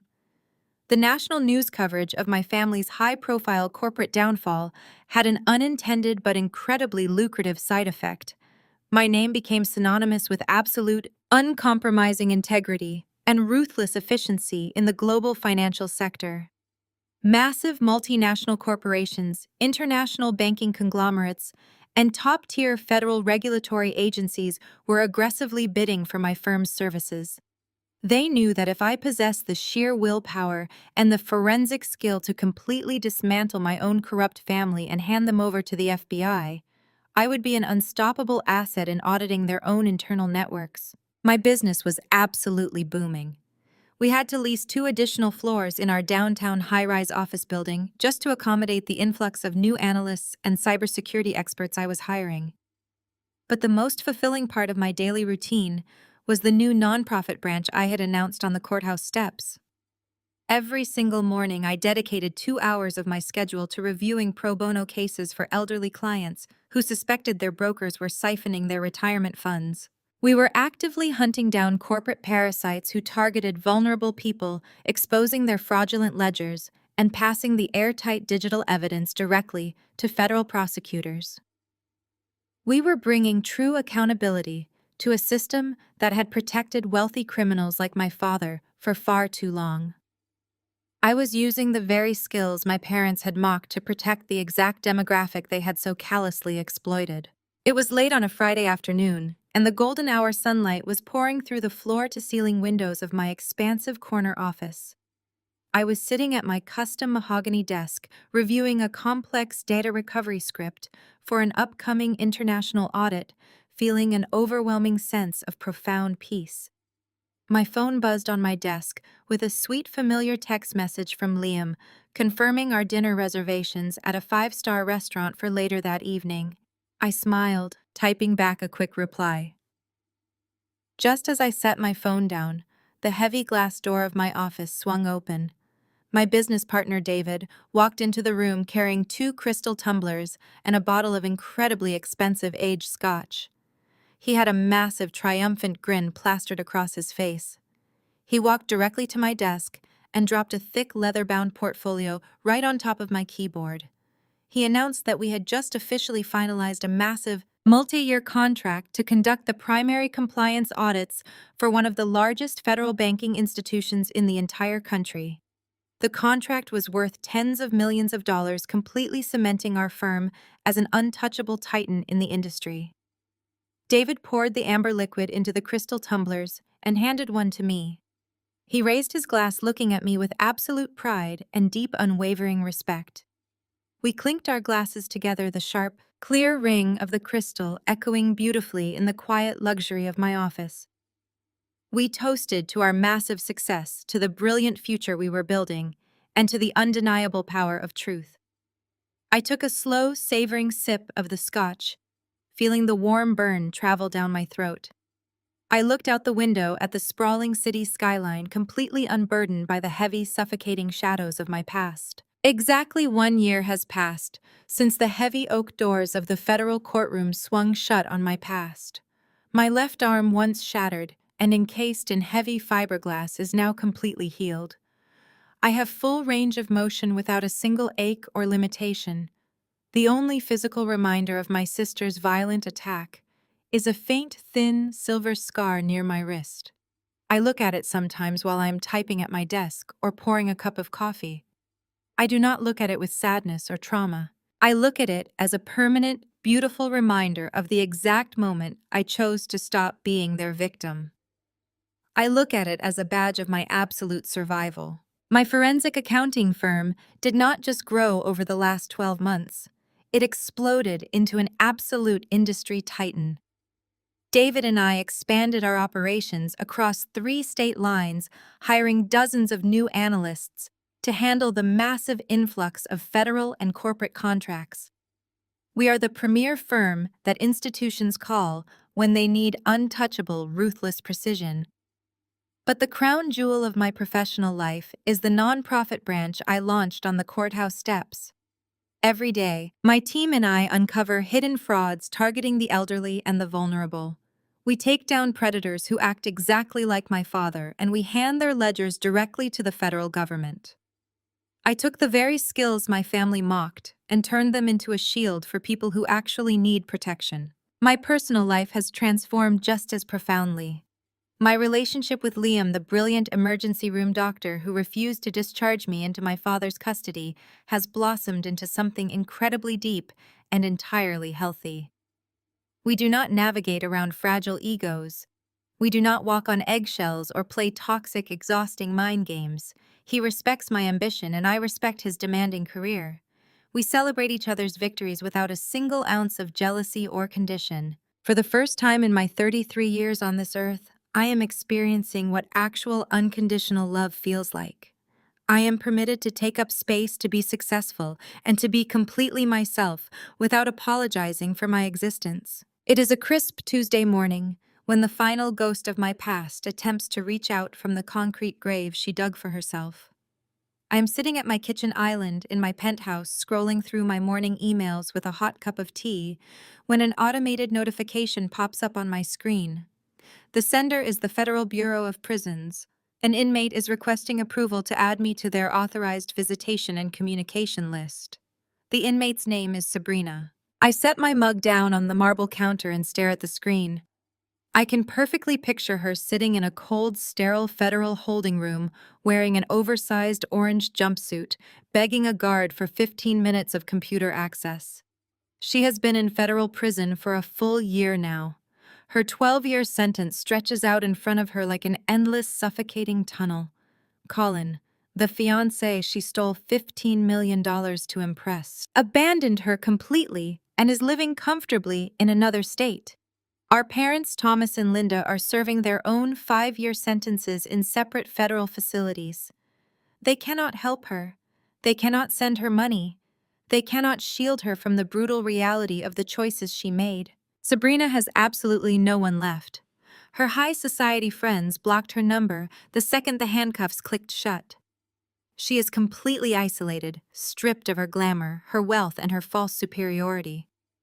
In her ultimate desperation, she is reaching out to the only person she thinks she can still manipulate. She expects the old Erica to answer. She hopes that the quiet, compliant, invisible middle child is still buried deep inside me, harboring enough residual guilt to drive to that prison and offer her comfort or commissary money. A decade ago, the guilt would have eaten me alive. I would have rationalized her abuse. I would have told myself that family forgives family. I would have driven to that facility to absorb her tears and make her feel better about destroying her own life. But sitting in my quiet, sunlit kitchen today, I feel absolutely nothing. I do not feel pity for her. I do not feel anger or resentment or sorrow. I simply feel profoundly bored by her desperation. I log into the secure federal portal using my credentials. There is a long, pleading message attached to her visitation request, but I do not read a single word of it.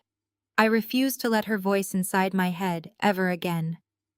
I move my cursor over the bright red deny button and press it. A secondary prompt appears on the screen asking if I would like to permanently block all future contact requests from this specific inmate. I move my mouse and click yes. With two simple, effortless clicks of a mouse, I completely erase my sister from the rest of my life. The digital door slams shut forever. It is an incredibly quiet, peaceful execution of a boundary I should have drawn 20 years ago. Later that afternoon, I have a meeting downtown with a new corporate client. I tell my private driver to take a specific route through the financial district. I want to see the physical reality of my victory with my own two eyes. We cruise slowly past the towering, expensive glass building that used to house my father's investment firm. The massive, imposing brass letters bearing our family name have been completely ripped down from the marble facade. You can still see the faint, dirty outlines of where the letters used to hang, but the legacy has been entirely scrubbed from the building. The interior of the lobby where my father used to strut around in custom Italian suits intimidating his entry-level employees has been completely gutted. The dark wood panels and the heavy leather furniture have been replaced by bright open white walls and modern track lighting. The space is now a contemporary art gallery. Colorful, vibrant paintings hang exactly where my father used to store his fraudulent, predatory ledgers. The dark, toxic empire he spent his entire life building at the expense of others has been entirely erased from the city. There is absolutely no trace of Thomas, Linda, or Sabrina left in the financial district. They are irrelevant ghosts, forgotten footnotes in a corporate scandal that the city has already moved past. I smile, rolling up the tinted window of my car as we drive away from the gallery. Evening falls over the city, painting the sky in brilliant, sweeping strokes of gold, deep purple, and bruised orange. I stand on the sprawling glass balcony of my $4 million penthouse, far above the noise and the chaos of the streets below. I hold a crystal glass of expensive red wine, feeling the cool, refreshing autumn wind pull gently at my hair. I look out over the glowing, infinite city skyline as the streetlights begin to flicker on, one by one. I take a deep breath, filling my lungs with the crisp evening air, and I reflect on the incredible, brutal journey that brought me to this exact spot. I think about the terrified, bleeding woman lying on a stiff hospital gurney in Trauma Bay, listening to her father order her to lie to the doctors. I think about the mother who threatened to render her daughter homeless just to protect a criminal. I think about the golden child who shattered my arm because she was terrified of the truth. They tried to break me. They tried to financially starve me, socially ruin me, and legally crush me. They threw the entire weight of their privilege and their arrogance at me, expecting me to shatter into a million compliant pieces. But they did not know I was made of iron. They did not know I possessed the digital keys to their total destruction. I did not just survive their ultimate betrayal. I meticulously, methodically dismantled their entire foundation of lies. I took their weapons and I turned them into ashes. I take a slow, savoring sip of my wine. The heavy, suffocating anchor of my toxic family has been completely severed. It is sinking to the bottom of the ocean, and I am standing at the absolute top of the world. I built a brilliant, uncompromised, beautiful life entirely on my own terms. I am safe. I am successful. I am fiercely loved by the people I have chosen to keep in my life. And for the very first time, as the sun dips below the horizon and the city lights sparkle in the darkness, I am completely, beautifully free. If you have ever been the scapegoat in your family, if you have ever been told to stay quiet, to keep the peace, or if you have ever had to build your own table because there was no room for you at theirs, know that you are not alone. Your worth is not determined by the people who are too broken to see it. Do not be afraid to walk away from the toxicity and build your own empire. Please share your own stories of breaking free and finding your peace in the comments below. Do not forget to hit the like button and subscribe to the channel for more stories about resilience, boundary setting, and taking back your power. Thank you for listening, and remember that your greatest revenge is simply living a brilliant, happy life.